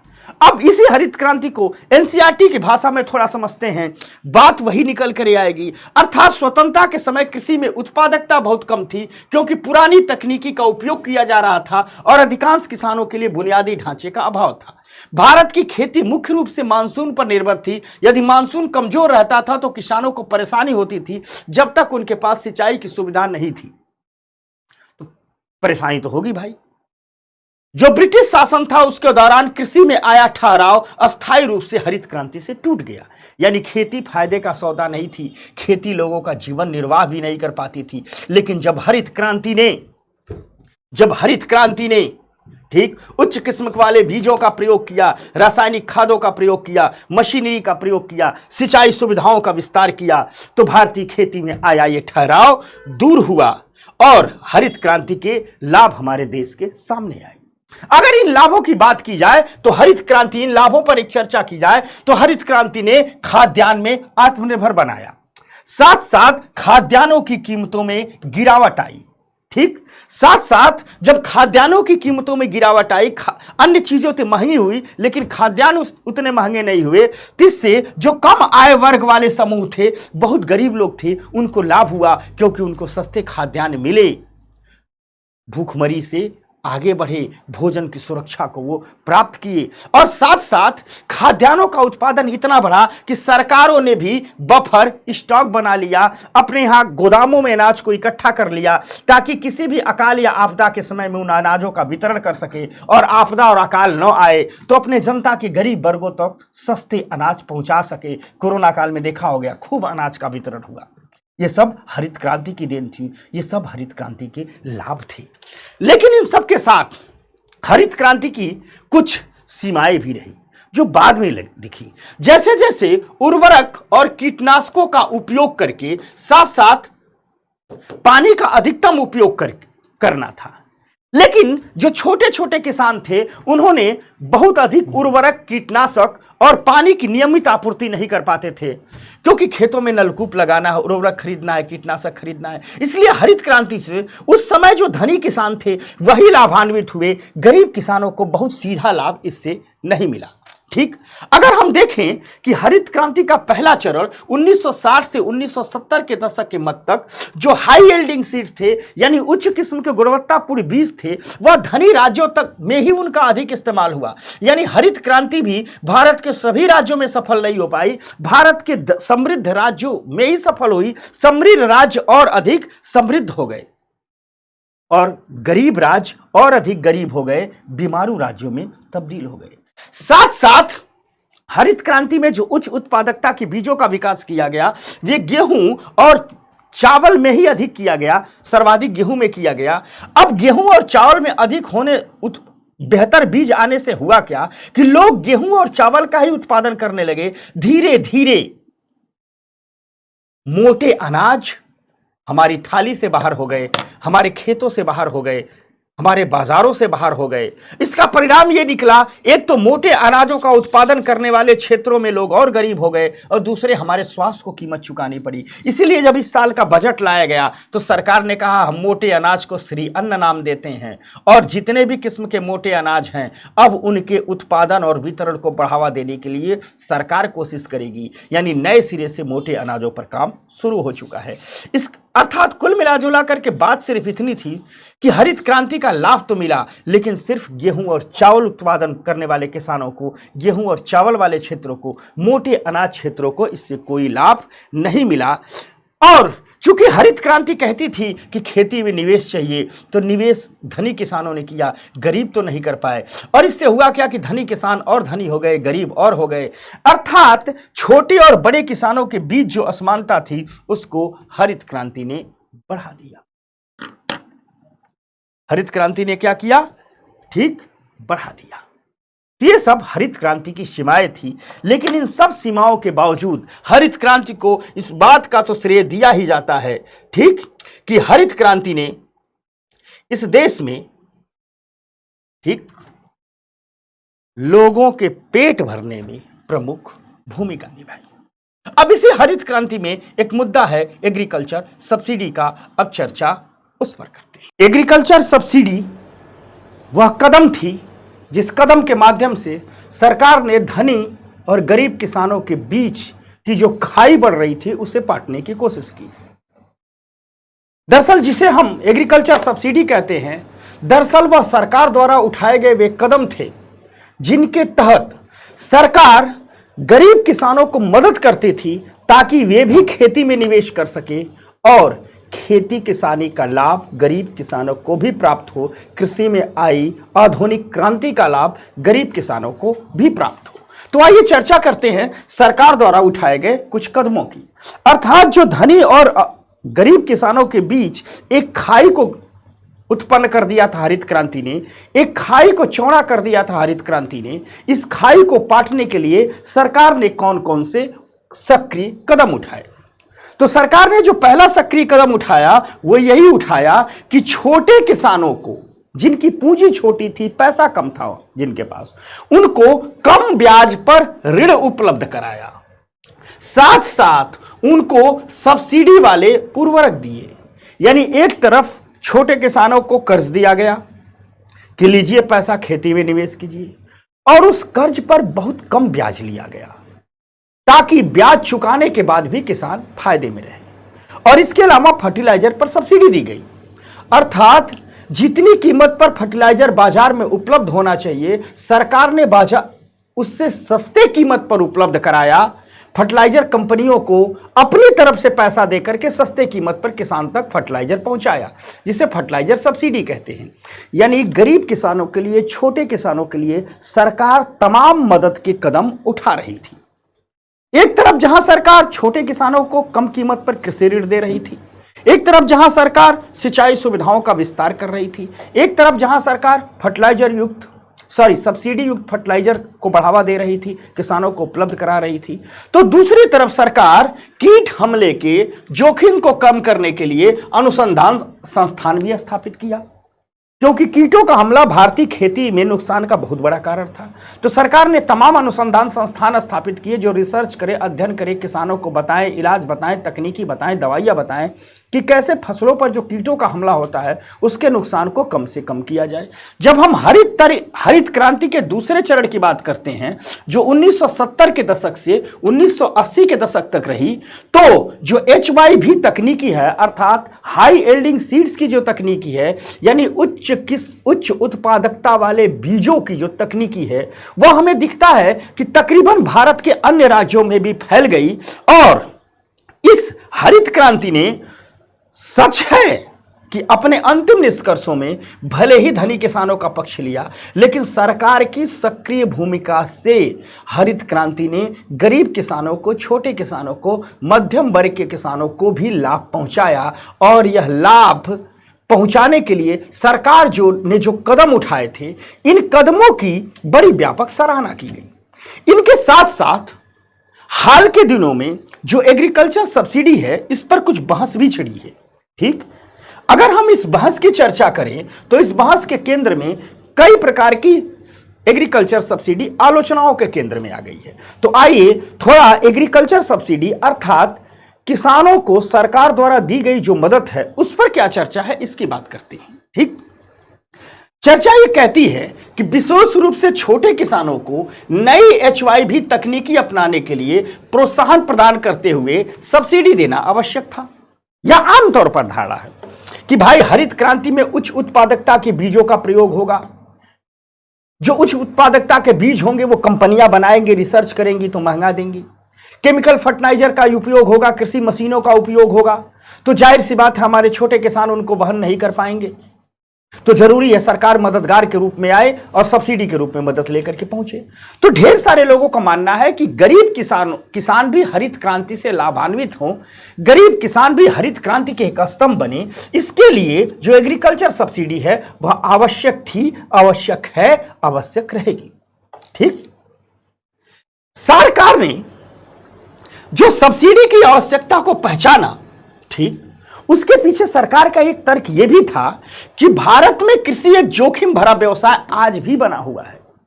कहा जाता है भारत में सबसे रिस्की काम है खेती करना, सबसे रिस्की काम है। और जब से क्लाइमेट चेंज हुआ है ना, तब से तो खेती और जोखिम हो गई है। किसान 6 महीने अपने खेत में जी तोड़ मेहनत करता है, फसल पक के तैयार है, बारिश हो गई, ओले पड़ गए, पूरी मेहनत बेकार है। यानी अभी तक हम उस मोड़ पर नहीं पहुंच पाए हैं, अभी तक उस हम मुकाम पर नहीं पहुंच पाए हैं कि खेती के रिस्क को कम करें। और जब खेती आज भी यदि जोखिम भरा व्यवसाय है तो एग्रीकल्चर सब्सिडी आज भी तार्किक है, आज भी आवश्यक है। और यदि खेती भविष्य में भी जोखिम भरा व्यवसाय रहेगी तो एग्रीकल्चर सब्सिडी भविष्य में भी तार्किक रहेगी, भविष्य में भी आवश्यक रहेगी। अगर सरकार के हम एग्रीकल्चर सब्सिडी के पक्ष को देखें तो सरकार कहती है कि अधिकांश किसान बहुत गरीब हैं और वे बिना सब्सिडी के आवश्यक आदानों को वहन करने में सक्षम नहीं होंगे। आदान का मतलब होता है इनपुट, इनपुट अंग्रेजी में इसे इनपुट कहते हैं। और इनपुट का मतलब होता है कि खेती में जिन चीजों का निवेश किया जाएगा। अगर हम कहते हैं कि एनसीईआरटी कह रही है कि किसान आवश्यक आदानों को वहन करने में सक्षम नहीं होंगे, इसका मतलब है खेती में जो निवेश है, चाहे केमिकल फर्टिलाइजर के रूप में हो, उच्च उत्पादकता के बीजों के रूप में हो, कीटनाशकों के छिड़काव के रूप में हो, कृषि मशीनरी के रूप में हो, अभी भी अधिकांश किसान गरीब हैं और वे अपने बलबूते पर इन सब को वहन नहीं कर सकते हैं। इन सब के लिए उसे मदद की जरूरत है। इसलिए सरकार कहती है एग्रीकल्चर सब्सिडी जरूरी है। समझना बात को। सरकार दूसरी जो बात कहती है कि यदि हमने सब्सिडी खत्म ही कर दिया तो अमीर और गरीब किसानों के बीच असमानता बढ़ेगी बहुत तेजी से। और जो हमारा लक्ष्य है कि हम समता मूलक समाज की ओर आगे बढ़ेंगे, इस लक्ष्य को हम कभी प्राप्त नहीं कर पाएंगे। इसलिए सरकार कहती है सब्सिडी तार्किक है।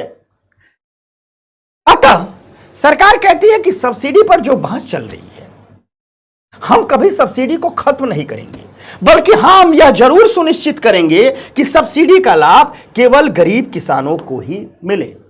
यानी आज की भारत की सरकार की जो आज एग्रीकल्चर सब्सिडी पर जो भारत सरकार का स्टैंड है, वो कान खोल करके सुन लीजिए, अच्छी तरह से याद कर लीजिए। प्री मेंस इंटरव्यू में तमाम जगह पूछा जाएगा।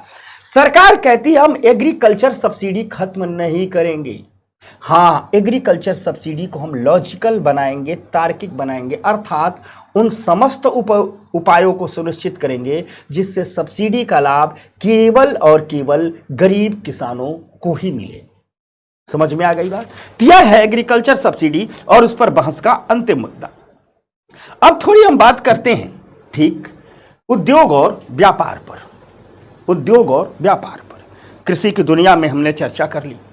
एक बात याद रखिएगा कि जो गरीब राष्ट्र हैं या गरीब राष्ट्र तभी प्रगति कर सकते हैं जब उनके पास अच्छा औद्योगिक क्षेत्र हो। और भारत जब स्वतंत्र हुआ तो गरीब राष्ट्र ही था। साथ ही साथ यह इतना अच्छा औद्योगिक क्षेत्र हो कि उत्पादन भी बेहतर करता हो और लोगों को प्रचुर मात्रा में रोजगार भी उपलब्ध कराता हो। जो कृषि में रोजगार है वो अधिक अस्थिर है। फसल बुआई के सीजन में रोजगार रहेगा, फसल कटाई के सीजन में रोजगार रहेगा, बीच में नहीं रहेगा। और वो भी तब भी हम बड़ी जनसंख्या वाले देश हैं। इसलिए आजादी के बाद ही यह महसूस किया गया कि कृषि क्षेत्र को आगे बढ़ाएंगे, लेकिन हम उद्योग को छोड़ेंगे, उद्योग को भी आगे बढ़ाएंगे, उद्योग का भी आधुनिकीकरण करेंगे, क्योंकि उद्योग स्थिर रोजगार देता है। और जो उद्योग का आधुनिकीकरण है, यही आधुनिकीकरण समग्र समृद्धि को बढ़ावा देता है। यानी देश में अगर समग्र समृद्धि चाहिए, हर क्षेत्र में समृद्धि चाहिए, तो केवल खेती किसानी में ही आधुनिकीकरण नहीं करना होगा, उद्योगों में भी आधुनिकीकरण करना होगा। यानी देश को अपना एक मजबूत औद्योगिक आधार सुनिश्चित करना होगा। एक ऐसा औद्योगिक आधार बनाना होगा जो हर क्षेत्र के उद्योगों के विकास को सुनिश्चित करे। गौर से सुनिएगा, जब हम जिस दौर में ये योजनाएं बना रहे थे, जिस दौर में नीतियां बना रहे थे, उस दौर में हम इस हालत में नहीं थे कि तुरंत हम देश का पूरी तरह आधुनिक औद्योगिकरण कर दें। सरकार ने बड़ी चतुराई से कदम उठाया। सरकार ने कहा औद्योगिकरण को आगे बढ़ाने के लिए जिन प्रयासों की आवश्यकता है, पहले वो प्रयास करते हैं, यानी एक मजबूत औद्योगिक आधार देते हैं। और एक मजबूत औद्योगिक आधार देने के लिए कि देश को विभिन्न प्रकार के उद्योग इसी औद्योगिक आधार पर विकसित हों, यानी हम एक बार बेस बना दें औद्योगिकरण का, इसी बेस से जितने भी प्रकार की इंडस्ट्री है सब आगे धीरे धीरे आगे बढ़े। सरकार ने एक नई किस्म की औद्योगिक नीति लाई, जिसे औद्योगिक नीति 1956 कहा जाता है। तो आइए सीधे बात चलते हैं हम औद्योगिक नीति 1956 में।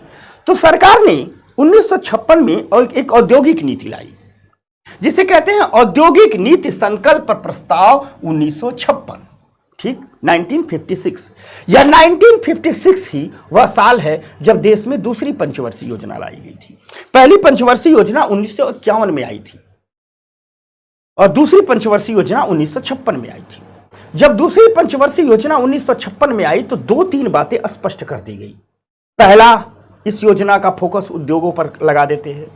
दूसरा, औद्योगिकरण करते हैं, उत्पादन को बढ़ाते हैं, देश की आत्मनिर्भरता की ओर ले जाते हैं। और एक ऐसा औद्योगिकरण करते हैं जो हमारे समाज के स्वरूप को भी समाजवादी बनाए, क्योंकि समाज का समतावादी स्वरूप, समाज का समाजवादी स्वरूप दीवारों पर नारे लिखने से नहीं आता है। समाज का समतावादी स्वरूप, समाज का समाजवादी स्वरूप तब आता है जब हम जिस अर्थव्यवस्था का सृजन कर रहे हैं उस अर्थव्यवस्था में इतनी कुवत हो कि वो हर हाथ को काम दे सके, हर मस्तिष्क को इतना अवसर दे सके कि वह अपनी क्षमताओं के अनुसार तरक्की कर सके। अतः बड़े करीने से एक औद्योगिक नीति लाई गई, जिसे 1956 की औद्योगिक नीति कहा गया। इसी को 1991 में बदला जाएगा।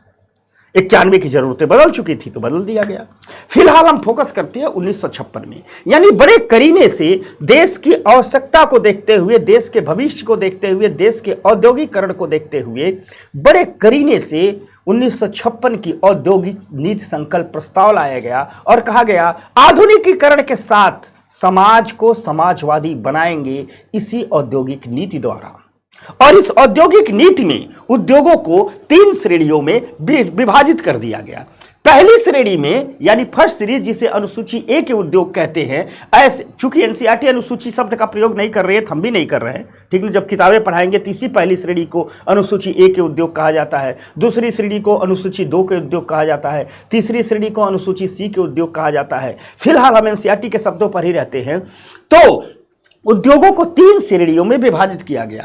पहली श्रेणी में ऐसे उद्योग शामिल थे जो विशेष रूप से सरकार के स्वामित्व होंगे, वो भी केंद्र सरकार के स्वामित्व में। यानी कहा गया कि 3 लिस्ट बनाई गई। पहली श्रेणी में उन उद्योगों की स्थापना कर दी गई उन उद्योगों को शामिल कर दिया गया जिनकी स्थापना सिर्फ और सिर्फ सरकार, और वो भी कौन, केंद्र की सरकार करेगी। दूसरी श्रेणी में ऐसे उद्योग को शामिल किया गया था जिसमें सार्वजनिक क्षेत्र ही रहेगा, यानी सरकार तो उद्योगों की स्थापना करेगी, लेकिन इन उद्योगों के पूरक के रूप में निजी क्षेत्र को भी शामिल किया गया। अर्थात मान लीजिए कह दिया गया कि सरकार ने एक मोटर वाहन बनाने वाली फैक्ट्री लगा दी, तो मोटर वाहन बनाने वाली फैक्ट्री कौन रहेगी, सरकार की रहेगी। लेकिन उसमें एक सहयोगी निजी क्षेत्र को भी ला दिया गया, चलो भैया तुम टायर बना करके इस सरकारी कंपनियों को ही सप्लाई कर देना, मार्केट में टायर नहीं बेचना है। समझना बात को।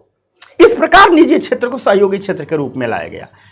एक कल्पना कीजिए कि एक ट्रैक्टर बनाने वाली सरकार फैक्ट्री लगा रही है, तो सरकार कह रही है ट्रैक्टर तो हम ही बनाएंगे। लेकिन अगर कोई टायर बनाने वाली प्राइवेट सेक्टर है तो सरकार कह रही है कि आप टायर बनाइए, लेकिन टायर को लेकर आप बाजार में बेचने नहीं जाएंगे, टायर बना करके हमारी फैक्ट्री को ही सप्लाई कर देंगे।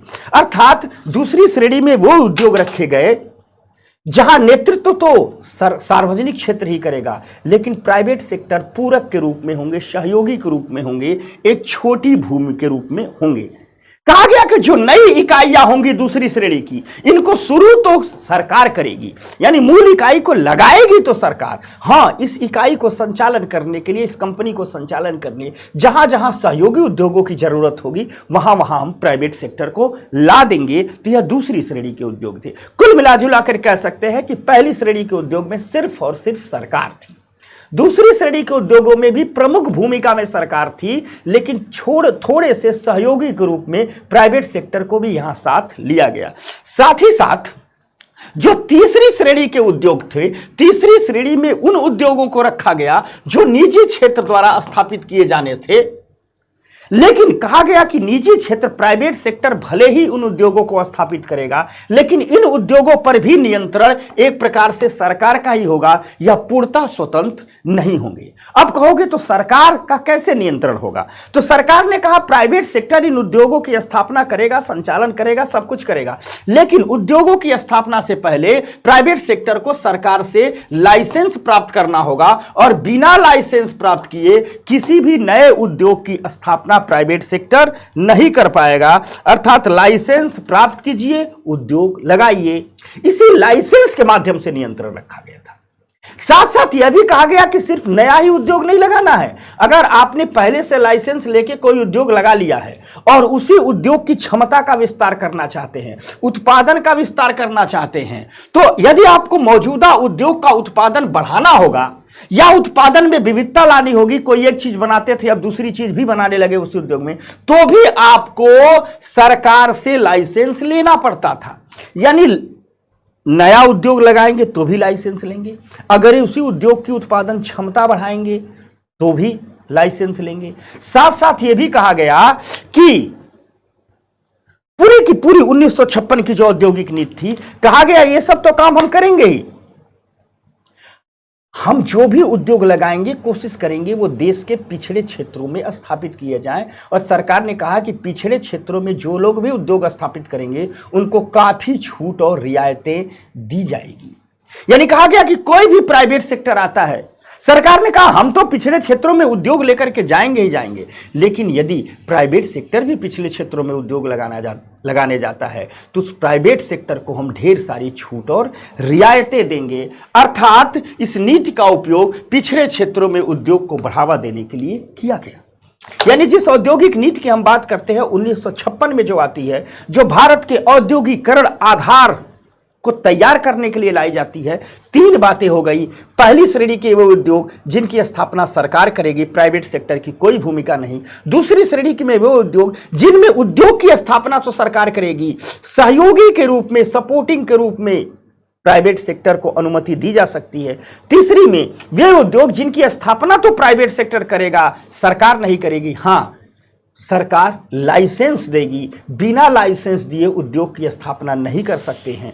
साथ ही साथ यदि उन उद्योगों को उनको अपना मौजूदा उत्पादन बढ़ाना भी होगा तो भी लाइसेंस लेना अनिवार्य कर दिया गया। यानी लाइसेंसिंग प्रणाली के माध्यम से एक प्रकार से प्राइवेट सेक्टर भी सरकार ने नियंत्रण रखा। इसी को कहते हैं कोटा परमिट राज।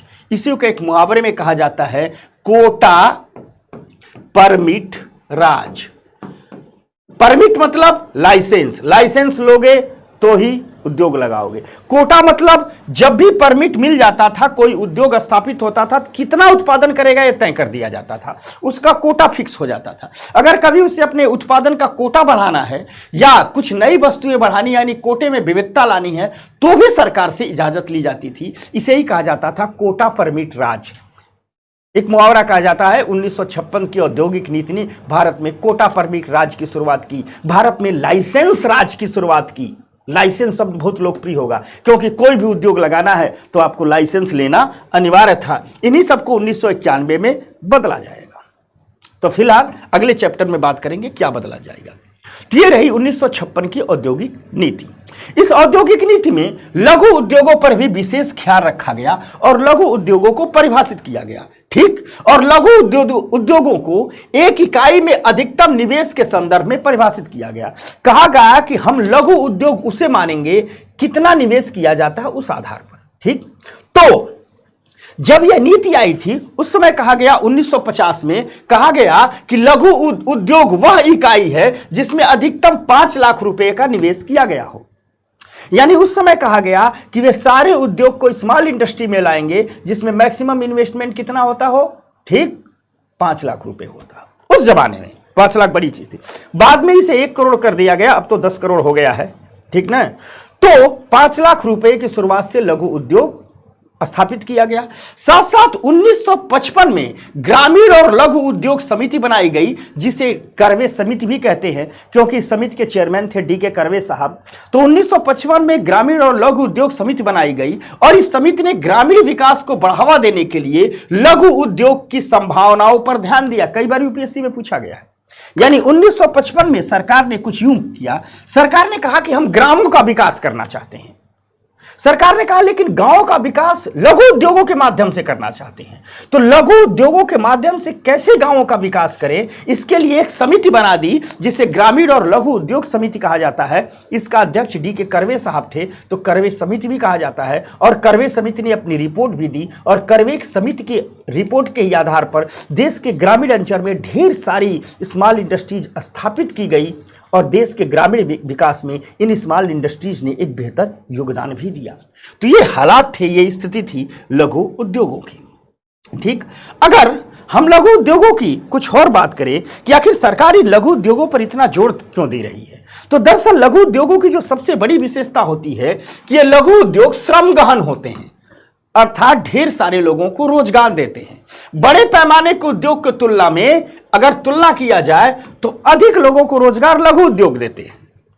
जितना पैसा बड़े उद्योगों में लगाते हैं उसकी तुलना में उतना ही पैसा लघु उद्योगों में लगाया जाए तो अधिक लोगों को काम लघु उद्योग देते हैं, क्योंकि बड़े उद्योग मशीनों से संचालित होते हैं, लघु उद्योग हाथ से संचालित होते हैं। इस आधार पर आप बड़े उद्योगों को खारिज नहीं कर सकते हैं, दोनों की अपनी अपनी भूमिका है। ठीक, तो कहा गया कि चूंकि लघु उद्योग श्रम गहन होते हैं, लघु उद्योग अधिक लोगों को रोजगार देते हैं, लघु उद्योग ही ग्रामीण गरीबी को दूर सकते हैं। इस प्रकार से कहा गया भारत में कि कई उत्पादों का उत्पादन सिर्फ लघु उद्योग के लिए है आरक्षित कर दिए गए हैं और कई वस्तुएं ऐसी हैं जो सिर्फ स्मॉल इंडस्ट्रीज द्वारा ही उत्पादन की जाएगी। यह 1956 की औद्योगिक नीति में लघु उद्योगों के लिए सुनिश्चित कर दिया गया। लघु उद्योगों का और अधिक विकास है, इसलिए सरकार ने कहा इनसे हम कम उत्पाद शुल्क लेंगे, यानी कम एक्साइज ड्यूटी लेंगे। उद्योगों से जो सरकार टैक्स लेती है उसमें एक होता है उत्पाद शुल्क, एक्साइज ड्यूटी। तो सरकार ने कहा हम अपने लघु उद्योगों से कम उत्पाद शुल्क लेंगे, टैक्स कम लेंगे, साथ साथ कम ब्याज दर पर बैंकों से इन्हें ऋण भी दिलवा देंगे। यानी सरकार कह रही है कि प्राइवेट सेक्टर आए, लघु उद्योगों को आगे बढ़ाए। जब लघु उद्योग चलने लगेंगे तो इनसे उत्पाद शुल्क हम कम लेंगे ताकि लघु उद्योगों को फायदा हो। अगर लघु उद्योगों को कर्जे की जरूरत होगी तो सरकार कह रही है हम बैंक से ही कर्जा दिलाएंगे, सस्ता कर्जा दिलाएंगे, कम ऋण देंगे। सरकार चाहती थी कि लघु उद्योगों में हमारा प्राइवेट सेक्टर धीरे धीरे आगे बढ़े, एक देश में प्राइवेट सेक्टर का भी विकास हो, लघु उद्योगों द्वारा ढेर सारा रोजगार भी उत्पन्न हो। तीसरी चीज, लघु उद्योग रोज उपभोक्ता की रोज की जरूरत की वस्तुओं का उत्पादन करते हैं जो एक आदमी रोज इस्तेमाल करता है और यह बहुत बड़ा बाजार है। भारत सरकार चाहती थी कि यह जो उपभोक्ता वाला बाजार है यह हमारे देश के लघु उद्योगों द्वारा ही पूरा कर दिया जाए ताकि हमें विदेशों से वस्तुएं न मंगानी पड़े। और साथ साथ यह लघु उद्योग ही विशेष करके ग्रामीण विकास के भारत में वाहक बन सकते थे, पिछड़े क्षेत्रों के वाहक बन सकते थे। इसलिए लघु उद्योगों के विकास पर काफी जोर दिया गया, इन्हें तमाम प्रकार की छूट और रियायतें दी गई। तो ये रही औद्योगिक नीति संकल्प प्रस्ताव 1956 की कुछ कानूनी बातें कि श्रेणी ए के उद्योग, श्रेणी बी के उद्योग, पहली श्रेणी के उद्योग, दूसरी श्रेणी के उद्योग, तीसरी श्रेणी के उद्योग, लघु उद्योगों पर काम किया। तो ये तो हो गई। साथ साथ इस नीति में एक और बात की गई जिसे कहा जाता है आयात प्रतिस्थापन। इसी औद्योगिक नीति में एक व्यापार नीति लाई गई जिसे कहा गया आयात प्रतिस्थापन। ठीक, अगर आयात प्रतिस्थापन की बात करें, ठीक, तो सीधी सी बात है, सरकार कह रही है कि हम अपनी घरेलू जरूरतों को, देश की जो जरूरतें हैं उसे आयात से माध्यम से नहीं पूरा करेंगे, बाहर से नहीं खरीदेंगे, कोशिश करेंगे अधिक से अधिक चीजों को बनाने की। अर्थात मान लीजिए सरकार आयात प्रतिस्थापन में कुछ यूं कह रही है कि मान लीजिए ये हमारा भारत है, ठीक, इसकी जरूरत एक ट्रैक्टर है, सारे लोगों ने ट्रैक्टर देखा होगा, आप लोगों ने में से कई लोगों ने चलाया होगा। किसान का भाई है, पहले जैसे किसान का भाई बैल होता था, अब ट्रैक्टर है। सरकार कह रही है देश की जरूरत ट्रैक्टर है, तो एक विकल्प तो यह हो सकता है कि हम इसको विदेशों से खरीद लें, आयात करें। सरकार कह रही है नहीं, इस ट्रैक्टर को देश में बनाएंगे, देश में बनाएंगे, ठीक, और बना करके अपनी जरूरत पूरी करेंगे, जरूरत पूरी करेंगे। यानी हम जो ट्रैक्टर का आयात कर सकते थे, लेकिन इस आयात नहीं करेंगे, देश में बनाएंगे। अपने देश में मैन्युफैक्चरिंग से ही इस आयात को हम रिप्लेस कर देंगे, प्रतिस्थापित कर देंगे। इसे ही कहा गया आयात प्रतिस्थापन। आयात प्रतिस्थापन का सीधा सा मतलब यही है कि देश की जरूरतों का देश में ही बना के पूरा करना, आयात पर हमारी जो निर्भरता है उसे कम से कम करना, इसी को कहा गया आयात प्रतिस्थापन। अर्थात आयात प्रतिस्थापन की सीधी सी परिभाषा निकलती है कि घरेलू उत्पादन के साथ आयात को बदलना या प्रतिस्थापित करना, मसलन घरेलू उत्पादन को बढ़ावा देना। इस आयात प्रतिस्थापन की नीति के माध्यम से घरेलू उद्योगों को एक प्रकार से बचाया भी गया।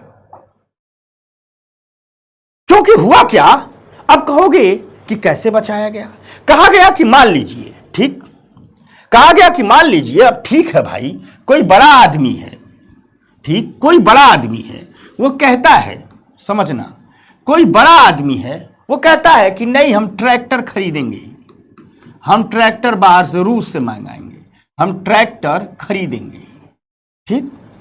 तो सरकार ने कहा ठीक है, ट्रैक्टर आप खरीदिए।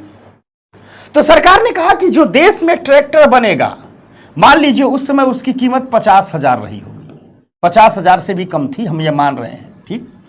यानी जो देश में बनेगा,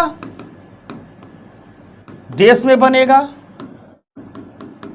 उसकी कीमत कितनी होगी, 50,000 थी। सरकार कह रही है ठीक है, आप अमेरिका से मंगाइए, आप अमेरिका से ट्रैक्टर मंगाइए, कोई ट्रैक्टर का एजेंट होगा, अमेरिका से मंगाए। तो सरकार कह रही है कि जो अमेरिका से ट्रैक्टर आएगा, और यह मैं ट्रैक्टर का सिर्फ एग्जांपल दे रहा हूं, सभी वस्तुओं में यही होता था, वो जो हमारे पोर्ट पर आएगा, बंदरगाह पर ट्रैक्टर आ गया, लेकर के आइए। सरकार कहती थी हम बहुत अधिक सीमा शुल्क लगा देंगे, सरकार कहती थी हम बहुत अधिक सीमा शुल्क लगाएंगे, और इतना सीमा शुल्क ठोक देंगे कि देश के भीतर वो बहुत महंगा हो जाए। यानी मान लीजिए देश के भीतर ट्रैक्टर 50,000 में मिल रहा है, बाहर से जो ट्रैक्टर आ रहा है, सपोज दैट ये अगर 40,000 में आ रहा है, ठीक, तो सरकार क्या करती थी, इस पर 40,000 एक्स्ट्रा टैक्स छोड़ देती थी, 50,000 एक्स्ट्रा टैक्स ठोक देती थी, 60,000 लगा देती थी। यानी 40,000 का ट्रैक्टर पर इतना सीमा शुल्क लगा दो कि देश में आकर के वो 1 लाख का हो जाए। तो देश का लोग सोचेंगे अरे भैया बाहर वाला 1 लाख का पड़ रहा है, देश में 50,000 में ही मिल रहा है, ठीक। इसे कहा गया सीमा शुल्क द्वारा या आयात शुल्क द्वारा आयात प्रतिस्थापन को बढ़ावा देना। तो सरकार ने क्या किया, बहुत ज्यादा आयात शुल्क लगा दिया। यानी बाहर से जो भी वस्तुएं आ रही हैं, हमारे बंदरगाहों पर आ रही हैं, तो आयात शुल्क लगा दिया। अर्थात कोई भी वस्तु बहुत देश में आने से क्या हो जाती थी, महंगी हो जाती थी। मान लीजिए भारत में कोई कपड़ा, सपोज दैट भारत में कोई कपड़ा है, ठीक, भारत में उस जमाने में यह 10 रुपये मीटर है, 10 रुपये मीटर है, ठीक। अब सरकार चाहती थी कि हमारे देश की अपनी कपड़ा इंडस्ट्री बढ़े, और कोई धनी आदमी है, कुछ लोग हैं, कोई कपड़ा बनाने वाला बेचने वाला एजेंट है, वो यूएस से, अमेरिका से मान लीजिए कपड़ा मंगा लिया, क्लॉथ मंगाया, बंदरगाह पर यह कपड़ा आया। तो सरकार क्या करेगी, ये आया है 10 रुपये मीटर, सरकार क्या करेगी, इस पर 60 रुपये का आयात शुल्क लगा दी, यानी हमारे मार्केट में 70 रुपये मीटर बिकेगा, तो वैसे ही बाहर हो गया। यानी सरकार ने क्या किया, बाहर से आने वाली वस्तुओं पर आयात शुल्क बहुत अधिक लगा दिया। क्या लगा दिया, आयात शुल्क बहुत अधिक लगा दिया, आयात शुल्क बहुत अधिक लगा दिया। और दूसरा काम क्या किया कि बाहर से कितनी वस्तुएं देश में आ सकती हैं, कितनी वस्तुएं कोई उद्योग या कोई व्यापारी कितनी वस्तुएं मंगा सकता है, कितनी वस्तुएं मंगा सकता है, इसके भी एक कोटा फिक्स कर दिया गया, यानी तुम मनमाना नहीं मंगा सकते हो, मंगाने का भी तय कर दिया कि इतना ही मंगा सकते हो, और जो मंगा सकते हो उस पर भी हम बहुत सारा आयात शुल्क लगाएंगे। इससे क्या होगा, जो देश के अपने उद्योग हैं उनको एक सुरक्षित बाजार मिल जाएगा, वो इन विदेशी वस्तुओं की प्रतिस्पर्धा से बच जाएंगे, और जो विदेशी वस्तुओं की प्रतिस्पर्धा से बच जाएंगे, बाजार मिलेगा, तो जो हमारे छोटे छोटे उद्योग हैं, जो देसी उद्योगपति हैं, धीरे धीरे सामान बेचेंगे, बनाएंगे, प्रॉफिट में आएंगे, इन्वेस्टमेंट करेंगे, नई टेक्नोलॉजी पर भी रिसर्च इत्यादि करवाएंगे, तो देश में एक देसी औद्योगिक आधार का विकास हो जाएगा। मूल लक्ष्य था कि देश के भीतर औद्योगिक आधार का विकास करना, अर्थात जो आयात प्रतिस्थापन की नीति लाई गई थी, उस नीति क्या थी, तो वह नीति थी कि आयात को रिप्लेस कीजिए, देश की जरूरतें घरेलू उत्पादन से ही बढ़ाइए, और जरूरत भी उस समय की कि घरेलू उद्योगों को सुरक्षा दिया जाए विदेशी वस्तुओं से, विदेशी प्रतिस्पर्धा से। और इस आयात प्रतिस्थापन को धरातल पर उतारने के लिए सरकार ने दो चीजों का इस्तेमाल किया, शुल्क और कोटा। शुल्क के तहत आयातित वस्तुओं पर बहुत अधिक टैक्स लगा दिया गया ताकि वे आयातित वस्तुएं देश में आकर के महंगी हो गई, और कोटा के तहत जो भी बाहर से आयात की गई वस्तुएं थी उनकी एक मात्रा सुनिश्चित कर दी गई कि हर इतने ही मंगा सकते हैं, इससे ज्यादा नहीं मंगा सकते हैं। इसे ही कहा गया है आयात प्रतिस्थापन, या 1956 की नीति, औद्योगिक नीति में का बहुत ही मजबूत और बहुत ही बड़ा आधार स्तंभ था। अब जब हम आगे बढ़ते हैं तो हम देखते हैं कि यह जो आयात प्रतिस्थापन की नीति है, थोड़ा इसका विश्लेषण करते हैं। जिसे हमने शुल्क कहा, आयात शुल्क कहा, उसे टैरिफ भी कहा जाता है। यानी वस्तुएं बाहर से देश के भीतर आ रही हैं तो जो आप शुल्क लगा रहे हो, इसी शुल्क को इकोनॉमी की भाषा में टैरिफ भी कहा जाता है। अर्थात हम कह सकते हैं कि शुल्क या कोटा, या इसी को दूसरी भाषा में कह सकते हैं टैरिफ या कोटा। टैरिफ और कोटा ही दो ऐसे उपकरण हैं जो आयात को प्रतिबंधित करते हैं और घरेलू फर्मों को विदेशी प्रतिस्पर्धा से बचाते हैं। इसी टैरिफ को हमने शुल्क कहा है, शुल्क कहा है। यानी हम कह सकते हैं कि आयात प्रतिस्थापन के दो हथियार थे, टैरिफ और कोटा, या कह दीजिए शुल्क और कोटा। यानी भारत में जो आयात प्रतिस्थापन लागू किया गया, वह उसके दो हथियार कौन थे, टैरिफ और कोटा, या शुल्क और कोटा। ठीक, अब कहोगे इन हथियारों का इतना इस्तेमाल क्यों किया गया? दरअसल जब यह औद्योगिक नीति लाई गई तो यह माना गया कि अभी देश हमारा बहुत पिछड़ा है, देश का हमारा औद्योगिकरण नहीं हुआ है, और ऐसे में हमें घरेलू उद्योगों को सुरक्षा देने की जरूरत है। यह माना गया कि यदि घरेलू उद्योगों की रक्षा की जाती है तो समय के साथ ये भी प्रतिस्पर्धा करना सीख जाएंगे, ये भी मजबूत हो जाएंगे, और जब मजबूत हो जाएंगे तो हम बाजार को खोलने पर विचार करेंगे। लेकिन पहली जरूरत थी कि उन्हें संरक्षण दिया जाए, उनको संरक्षित किया जाए।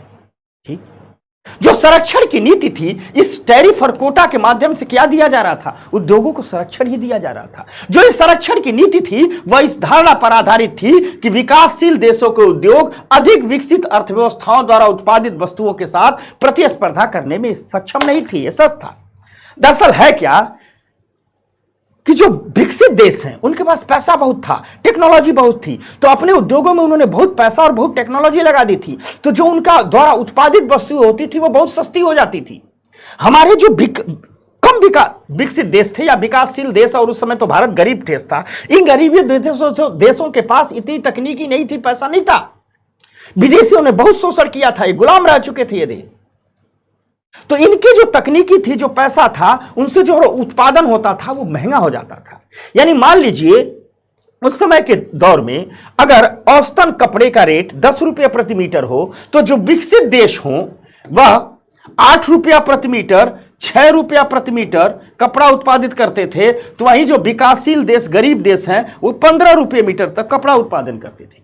अब अगर बाजार फ्री कर दिया जाए तो यह जो अपने देसी उद्योग हैं, इनका कपड़ा होगा 15 रुपये प्रति मीटर, इनका कपड़ा होगा 15 रुपये प्रति मीटर, और जो बाहर के देश हैं, बाहर से आयात भी करवाओगे तो इनका कपड़ा होगा 6 रुपये प्रति मीटर, 6 रुपीज। तो मार्केट में जो दुकान आप खरीदार जाओगे तो कौन सा खरीदोगे, 6 रुपये वाला खरीदोगे। आज के दौर तक में देखो ना, जब से चीनी कंपनियों की एंट्री हुई है, भारत में कई कंपनियां बंद हो गई। आज भारत की जूता इंडस्ट्री पर बांग्लादेश हावी हो चुका है। आज भारत की इलेक्ट्रॉनिक इंडस्ट्री पर चीन जैसा देश हावी हो चुका है। दिवाली के में जाते होगे, हमारे गांव का कुम्हार बेचारा मिट्टी के दिए लेकर ऐसा कुम्हलाया रहता है, कोई नहीं खरीदता, क्योंकि जितने दिए वो बेचता है उससे सस्ता, उससे फैंसी चीन वाला ले आकर के बेच देता है। तो उस समय में कहा गया कि अगर हम बाजार को खोल देंगे भैया पूरी तरह से, तो जो विदेशी कंपनियां हैं वे तो सस्ता सामान ले आकर के हमारे मार्केट में भर देंगी, हमारे बेचारे का कोई खरीदेगा नहीं, और जब इसका माल नहीं बिकेगा तो ये ध्वस्त हो जाएगा और कभी भी इस मुल्क के पास अपना औद्योगिक आधार विकसित हो ही नहीं पाएगा।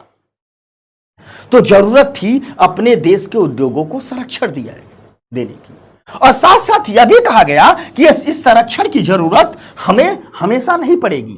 यह माना गया कि यदि घरेलू उद्योगों की रक्षा की जाती है तो समय के साथ प्रतिस्पर्धा करना हमारा उद्योग सीख लेंगे, लेकिन यदि आयात पर कोई प्रतिबंध नहीं लगाया जाता है तो हमारे उद्योग विकसित नहीं हो पाएंगे। साथ साथ यह भी कहा गया कि यदि हम आयात पर प्रतिबंध नहीं लगाते हैं तो उस दौर में भी राजा जमींदार तमाम लोग थे, धनी लोग थे, तो ये जो धनी लोग हैं ये विलासिता की वस्तुओं का आयात करेंगे, अपने ऐश मौज वाली वस्तुओं का आयात करेंगे, और यदि ऐश मौज वाली वस्तुओं का ये लोग ज्यादा आयात करेंगे तो देश की विदेशी मुद्रा खर्च हो जाएगी इनके लिए कॉस्मेटिक्स, इनके लिए महंगे कपड़े और इनकी महंगी शराब मंगवाने में। भुगतान तो विदेशी मुद्रा में ही होगा, और उस समय देश को विदेशी मुद्रा की सख्त जरूरत थी कि कम से कम किसी उच्च तकनीकी का आयात करना हो तो कर ले, किसी दवाइयों का आयात करना हो तो कर ले, कुछ रक्षा की वस्तुओं का आयात करना हो तो कर ले, यानी उस आयात को करें जो बहुत जरूरी हो, न कि उस आयात को करे जो बहुत जरूरी न हो। तो देश को यह भी सोचना था कि हमारा जो विदेशी मुद्रा भंडार है इसको हम इतने ठीक ठाक, इतने हिसाब से खर्च करें कि जो नेसेसरी आवश्यकता की वस्तुएं ही बनी रहें। यानी कुल मिलाजुला करके जो आयात प्रतिस्थापन है, जिसे हम टैरिफ और कोटा कहते हैं, जिसे हम शुल्क और कोटा के माध्यम से लागू कर रहे हैं, उसका दो ही उद्देश्य था। पहला, देश के भीतर जो उभरता हुआ घरेलू उद्योग था, जो देश के भीतर उभरता हुआ घरेलू औद्योगिक आधार था, इसको मजबूत बनाया जाए, देश के उद्योगों को उनके अपने कदमों पर खड़ा किया जाए, और एक बार अगर इन्हें खड़ा कर लिया जाए तो एक समय आएगा जब विदेशियों के साथ प्रतिस्पर्धा सीख लेंगे। और वो समय आया भी 1991 के जब सुधार किए गए, उन सुधारों का जब परिणाम हुआ, क्योंकि तब तक हमारे उद्योग काफी मजबूत हो गए थे। आज इंडियन कॉर्पोरेट्स भी इंडियन मल्टीनेशनल कॉर्पोरेट्स में तब्दील हो गए हैं। ढेर सारे भारत के उद्योग हैं जो विदेशी उद्योगों के साथ प्रतिस्पर्धा ही नहीं कर रहे हैं, उनका अधिग्रहण कर रहे हैं। टाटा साहब जाकर के लंदन में जगुआर ही खरीद लिए, जगुआर का अधिग्रहण कर लिए। अडानी साहब चीनी कंपनियों से लड़ करके विदेशों में बंदरगाह बनाने का ठेका ले रहे हैं। ढेर सारी भारतीय कंपनियां जो विदेशों में बढ़िया बढ़िया ठेका प्राप्त कर रही है, ढेर सारी जगह ओएनजीसी जाकर के खुदाई कर रही है, रूस इत्यादि में तेल निकाल रही है। यानी यह नीति काफी हद तक सफल भी रही। तो आपने आयात प्रतिस्थापन समझ लिया, आपने कोटा परमिट राज समझ लिया, आपने लाइसेंस समझ लिया, आपने 1956 की औद्योगिक नीति को समझ लिया। मुझे लगता है एनसीईआरटी जितना समझाना चाहती थी उतनी बातें मैं समझाने में आपको कामयाब हो गया। समझ में आ गई बात? अब आगे की चर्चा करते हैं कुछ और मुद्दों पर। ठीक, मुद्दे ये हैं, ठीक, कि जो ये नीतियां बनी 1956 की औद्योगिक नीति बनी, इनका सकारात्मक प्रभाव क्या पड़ा और नकारात्मक प्रभाव क्या पड़ा। अब हम थोड़ा सा प्रभाव पर हम चर्चा कर लेते हैं। तो जब हम सकारात्मक प्रभाव की बात करते हैं तो हम कुछ आंकड़ों को लेंगे। आंकड़े कहते हैं कि सकल घरेलू उत्पाद का अनुपात 1950-51 में, ठीक, औद्योगिक क्षेत्र द्वारा किए गए, अर्थात देश के विकास में, देश की टोटल जीडीपी में 1950-51 में जो इंडस्ट्रियल सेक्टर का अनुपात था, ठीक, वह 11.8% था। यानी अगर देश की जीडीपी 100 रुपए की थी तो उसमें 11.8 रुपया, 11 रुपया 80 पैसा कौन देता था? इंडस्ट्री देती थी, उद्योग देता था। यानी 100 रुपए की जीडीपी में 11 रुपए की हिस्सेदारी किसके द्वारा थी? उद्योगों द्वारा थी। वहीं जब हम 1991 में देखते हैं तो वह हिस्सेदारी बढ़कर के 24.6% हो गई थी, सीधे सीधे डबल हो रही थी। यानी अगर हम चूंकि इस चैप्टर में 1990 तक की ही बात करेंगे, 1991 के बाद तो और आगे बढ़ेगा, मजा आएगा। यानी अगर 1990-91 में हम देश की जीडीपी 100 रुपए थी तो इंडस्ट्री का योगदान 24 रुपये 24.6 रुपये हो गया था, 24.60%, 24 रुपया 60 पैसा। ये ठीक डबल से अधिक है कि नहीं? 11 रुपये 80 पैसे या 24 रुपये 60 पैसे। 100 रुपये में 11 रुपये की हिस्सेदारी या 100 रुपये में 24 रुपये की हिस्सेदारी। सीधे अर्थात 40 साल में एक तरफ जहां इन औद्योगिक नीति ने देश के औद्योगिक आधार को मजबूत बनाने में प्रमुख भूमिका निभाई, तो देश की जीडीपी में भी उद्योगों के क्षेत्र को बढ़ाया, जो इन आंकड़ों से स्पष्ट दिखता है। सीधे सीधे 1990 तक उद्योग की देश की जीडीपी में हिस्सेदारी डबल हो चुकी थी। अगर हम 1990 तक का ही मूल्यांकन करें तो हमें दिखता क्या है? हमें दिखता क्या है कि 1990 तक औद्योगिक क्षेत्र अच्छी तरह से विविधता प्राप्त कर चुका था। यानी भारत में यह कोई नहीं कह सकता था कि एक ही प्रकार का उद्योग है, दूसरे प्रकार का नहीं। जी नहीं, सुई से लेकर के जहाज बनाने तक का उद्योग भारत में लग चुका था। यह सच है। यह मुद्दा दूसरा हो सकता है कि कुछ उद्योग कम काम किए, कुछ उद्योग अधिक काम किए, कुछ उद्योग घाटे में, दूसरी बात करेंगे। लेकिन जब देश आजाद होता है तो जो देश साइकिल नहीं बना सकता था, जब भारत स्वतंत्र हुआ तो भारत साइकिल नहीं बना सकता था। 1990 तक, यानी 1950 से 1990 तक 40 सालों में इस मुल्क ने साइकिलें ही नहीं बनाई, इस मुल्क ने जहाज भी बनाए, इस मुल्क ने उपग्रह भी बनाए, इस मुल्क ने मिसाइलें भी बनाई, इस मुल्क ने साइकिल, मोटरसाइकिल, ट्रैक्टर, बाइक, कारें सब कुछ बनाई। ठीक, इस मुल्क ने, जो देश एक एंटीबायोटिक की टेबलेट्स 1951 में नहीं बना सकता था, उस मुल्क ने वैक्सीन बनाया और दुनिया का सबसे, उस समय जमाने के दुनिया का सबसे बड़ा टीकाकरण अभियान पल्स पोलियो अभियान था, इसी देश ने संपन्न किया। यानी औद्योगिकरण भी, सोचिए, ढेर सारी कमियां थी, उन कमियों पर चर्चा करेंगे। ढेर सारे क्षेत्र में हम असफल हुए, लेकिन सिर्फ हमारे हाथ असफलताएं नहीं लगी। शुरुआती की औद्योगिक नीतियों में यह काम तो किया, भारत में औद्योगिक क्षेत्र का विविधीकरण कर दिया। एक बुखार की टेबलेट न बनाने वाला देश वैक्सीनेशन कर रहा था, टीकाकरण कर चुका था, वैक्सीन बना चुका था। एक साइकिल न बनाने वाला देश अंतरिक्ष में उपग्रह स्थापित कर चुका था, विभिन्न प्रकार की मिसाइलों का परीक्षण कर चुका था, अपने देश में जहाज बना चुका था, अपने देश में रेल कारखाने लगा चुका था, अपने देश में तमाम प्रकार के मोटर वाहनों का उत्पादन कर रहा था। यानी आम आदमी की जरूरत से लेकर के घर में चूल्हा जलाने वाली माचिस की डिब्बी से लेकर के परमाणु बम तक इस देश ने बनाया, और इसका श्रेय इन योजनाओं को जाता है, इन औद्योगिक नीतियों को जाता है, इन रणनीतिकारों को जाता है। इसके लिए भूरी भूरी बधाई के पात्र हैं, ढेर सारी प्रशंसा के पात्र हैं। माचिस भी बनाया, परमाणु बम भी बनाए, दुनिया को दिखा दिए। ये इन औद्योगिक नीतियों की सफलता थी, इन औद्योगिक नीतियों की विशेषता थी। छोटे छोटे पैमाने के उद्योगों को जब बढ़ावा दिया, इससे सीमित पूंजी वाले लोगों को अवसर मिला, छोटी पूंजी वाले लोगों को अवसर मिला, वे भी औद्योगिक क्षेत्र में आए। विदेशी प्रतिस्पर्धा से जब देश के उद्योगों को सुरक्षा मिली, तो विशेष करके इलेक्ट्रॉनिक्स और ऑटोमोबाइल जैसे क्षेत्र में स्वदेशी उद्योगों के विकास सक्षम हो पाया, वरना इलेक्ट्रॉनिक्स और ऑटोमोबाइल में तो हम खड़े ही नहीं पाते। जब सुरक्षा मिली तो इलेक्ट्रॉनिक सेक्टर भी आगे बढ़ा, स्वदेशी उद्योग भी आगे बढ़े। अब ये तो रहे सकारात्मक प्रभाव, लेकिन कुछ नकारात्मक प्रभाव भी थे।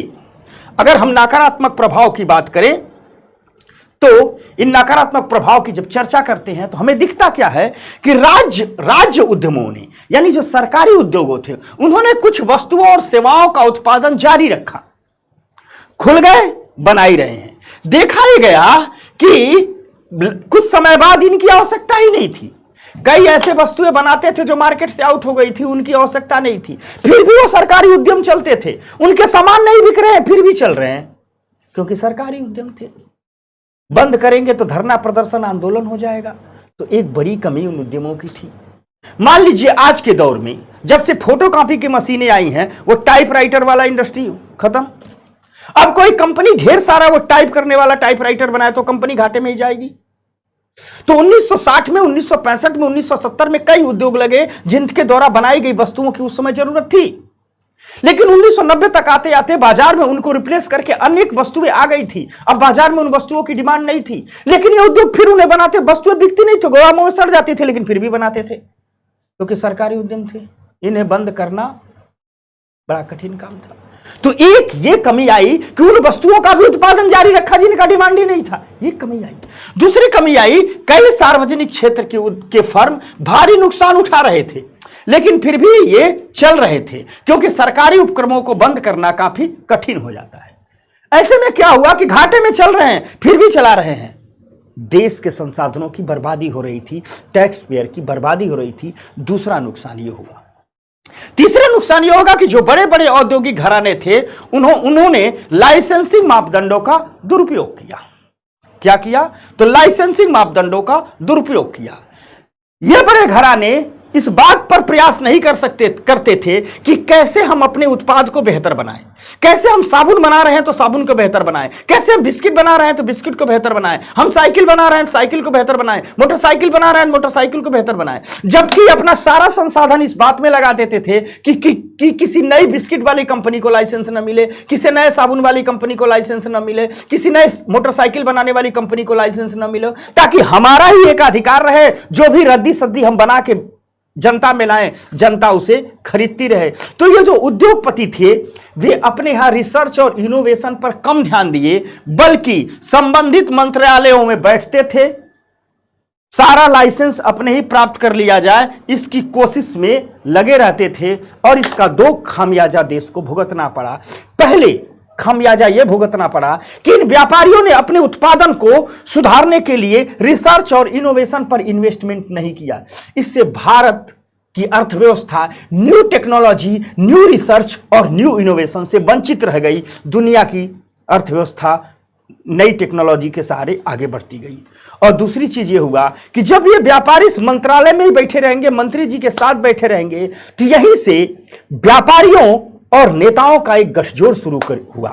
और बाद में इस गठजोड़ में व्यापारी और नेता के साथ अधिकारी शामिल हुए, अपराधी शामिल हुए। और इन चारों के गठजोड़ ने, मैं सभी व्यापारियों, सभी नेताओं, सभी अपराधियों और सभी अधिकारियों की बात नहीं कर रहा हूं, लेकिन यह सच है कि भारत में पहले एक व्यापारी और नेताओं का गठजोड़ शुरू हुआ, फिर व्यापारी और नेताओं के गठजोड़ में अधिकारी शामिल हुए और फिर अपराधी शामिल हुए। और इन चारों के गठजोड़ ने इस मुल्क को दीमक की तरह खा गए।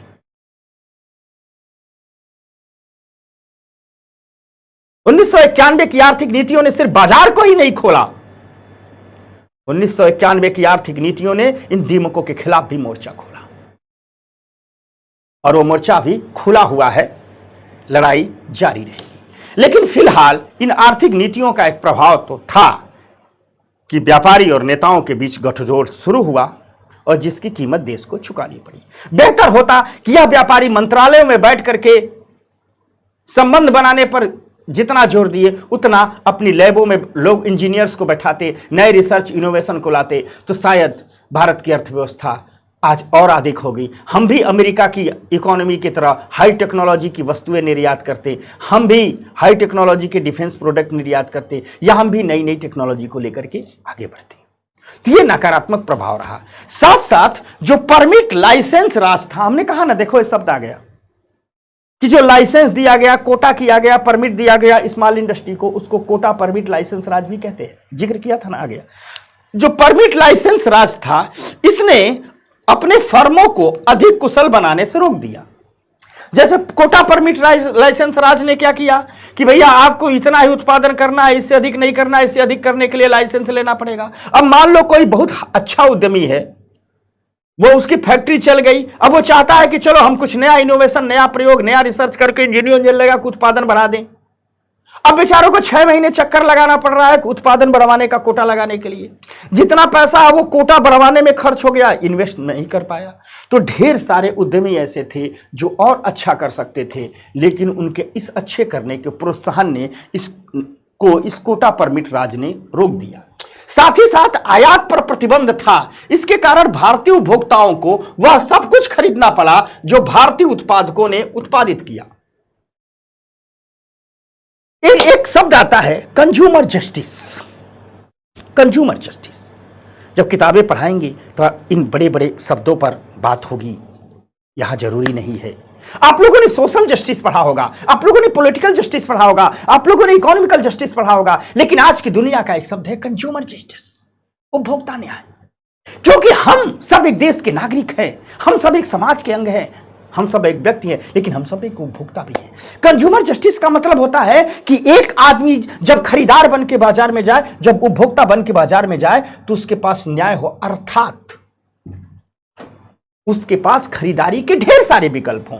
आपके पास अगर 100 रुपए हों और कोई सामान खरीदना चाहते हो तो 100-200 प्रकार के सामान होने चाहिए, उन्हीं में से जो चाहिए आप खरीद लो, ताकि आपको खरीदारी का आनंद मिले। मान लीजिए आप 100 रुपए लेकर के बाजार में जाते हैं और जो सामान खरीदना चाहते हैं वो 2 ही प्रकार का हो और दोनों रद्दी हो, तो किसी एक रद्दी का ही तो चुनाव करना पड़ेगा। कुछ यूं ही हुआ, भारतीय अर्थव्यवस्था एक बंद अर्थव्यवस्था बन गई, विदेशों से आयात नहीं हो पा रहा था, तो जिनके पास भी पैसा था, वे मान लीजिए किसी के पास पैसा था लेकिन वे भी बेहतर वस्तुओं से वंचित ही रह गए। उन्हें वो सब कुछ खरीदना पड़ा जो भारतीय उत्पादकों ने बेचा, रद्दी सद्दी कूड़ा कबाड़ा ही बेचा। यानी बाजार में आनंद उपभोक्ता को लेना चाहिए, लेकिन इस बंद बाजार व्यवस्था में आनंद उद्योगपति ले रहे थे और भारत का उपभोक्ता पैसा दे करके कूड़ा कबाड़ा खरीद रहा था। यह भी इन आर्थिक नीतियों का एक पक्ष था। यानी जो कंज्यूमर जस्टिस है, जो मार्केट का जस्टिस है, वो उत्पादक के पक्ष में खड़ा था, उपभोक्ता के पक्ष में नहीं खड़ा था। उपभोक्ता आनंद में नहीं था, बल्कि इस बंद बाजार व्यवस्था का आनंद तो रद्दी सद्दी बनाने वाले ले रहे थे। यह एक नकारात्मक प्रभाव था। और कुल मिला जुला करके अगर निष्कर्षों पर कहा जाए तो पहली 7 योजनाओं के दौरान, यानी जो कहानी हम 1950 से 1990 की शुरू किए थे, अगर 1950 से 1990 की विकास की जो कहानी इबारत है, इसके निष्कर्षों को देखा जाए तो अपनी तमाम कमियों, तमाम विफलताओं के बावजूद भारतीय अर्थव्यवस्था की प्रगति वास्तव में प्रभावशाली थी। वास्तव में प्रभावशाली थी तमाम कमियों के बावजूद। भारतीय नीतियां आंतरिक थी जो एक मजबूत निर्यात क्षेत्र को विकसित करने में यद्यप विफल रही, लेकिन भारत के भीतर एक मजबूत आर्थिक आधार का निर्माण तो किया, एक मजबूत औद्योगिक आधार का निर्माण तो किया। फिर साल आया 1990 के दौर का, जहां जरूरत यह महसूस हुई कि अब इस आर्थिक नीतियों को बदला जाए, एक झटका दिया जाए और नए जमाने के नए किस्म की आर्थिक नीतियों को लाया जाए। हालात भी देश के कुछ ऐसे ही बन चुके थे। कुछ घटनाएं शुरू हुई देश के भीतर और कुछ घटनाएं शुरू हुई विदेशों में, जैसे खाड़ी युद्ध इत्यादि। इराक का कुवैत पर आक्रमण, फिर अमेरिका का इराक पर आक्रमण, पेट्रोल की कीमतों का बढ़ना, भारत में अस्थिर सरकारों का होना, भारत के सरकारी क्षेत्रों का घाटों में जाना, यानी ढेर सारी घटनाओं की श्रृंखला उत्पन्न हुई। तो एक तरफ भारत के भीतर और भारत के बाहर ढेर सारी घटनाओं की श्रृंखला उत्पन्न हुई और दूसरी तरफ हमारे बाजार की डिमांड बन चुकी थी, देश की आर्थिक डिमांड बन चुकी थी कि भारत की आर्थिक नीतियों में परिवर्तन किया जाए। तो 1991 में इन समस्त आर्थिक नीतियों को बदल दिया गया। यानी 1956 में जो नीति लागू हुई थी, या यूं कहिए कि आजादी के बाद जो आर्थिक नीति थी, वो 1950 से 1990 तक चली और अपनी सफलताओं के साथ चली, अपनी विफलताओं के साथ चली, ढेर सारी उपलब्धियों के साथ चली, ढेर सारी कमजोर पक्षों के साथ चली, लेकिन कुल मिला जुला करके तमाम विफलताओं के बावजूद उसने भारत में एक मजबूत आर्थिक आधारों का निर्माण तो कर ही दिया था। 1990 का वो दौर था जहां बदलाव जरूरी हो गया था, बदलाव अनिवार्य हो गया था, बदलाव अवश्यंभावी हो गया था, अब इसे रोका नहीं जा सकता था।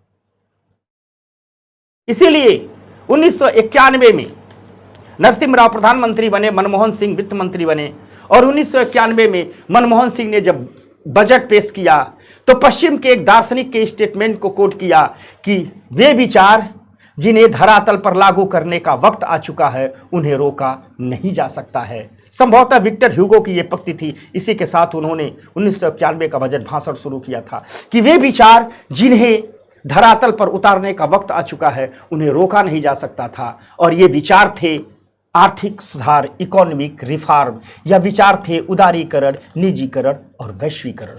तो तीसरा चैप्टर हम पढ़ेंगे 1991 के आर्थिक सुधार या उदारीकरण और निजीकरण और वैश्वीकरण।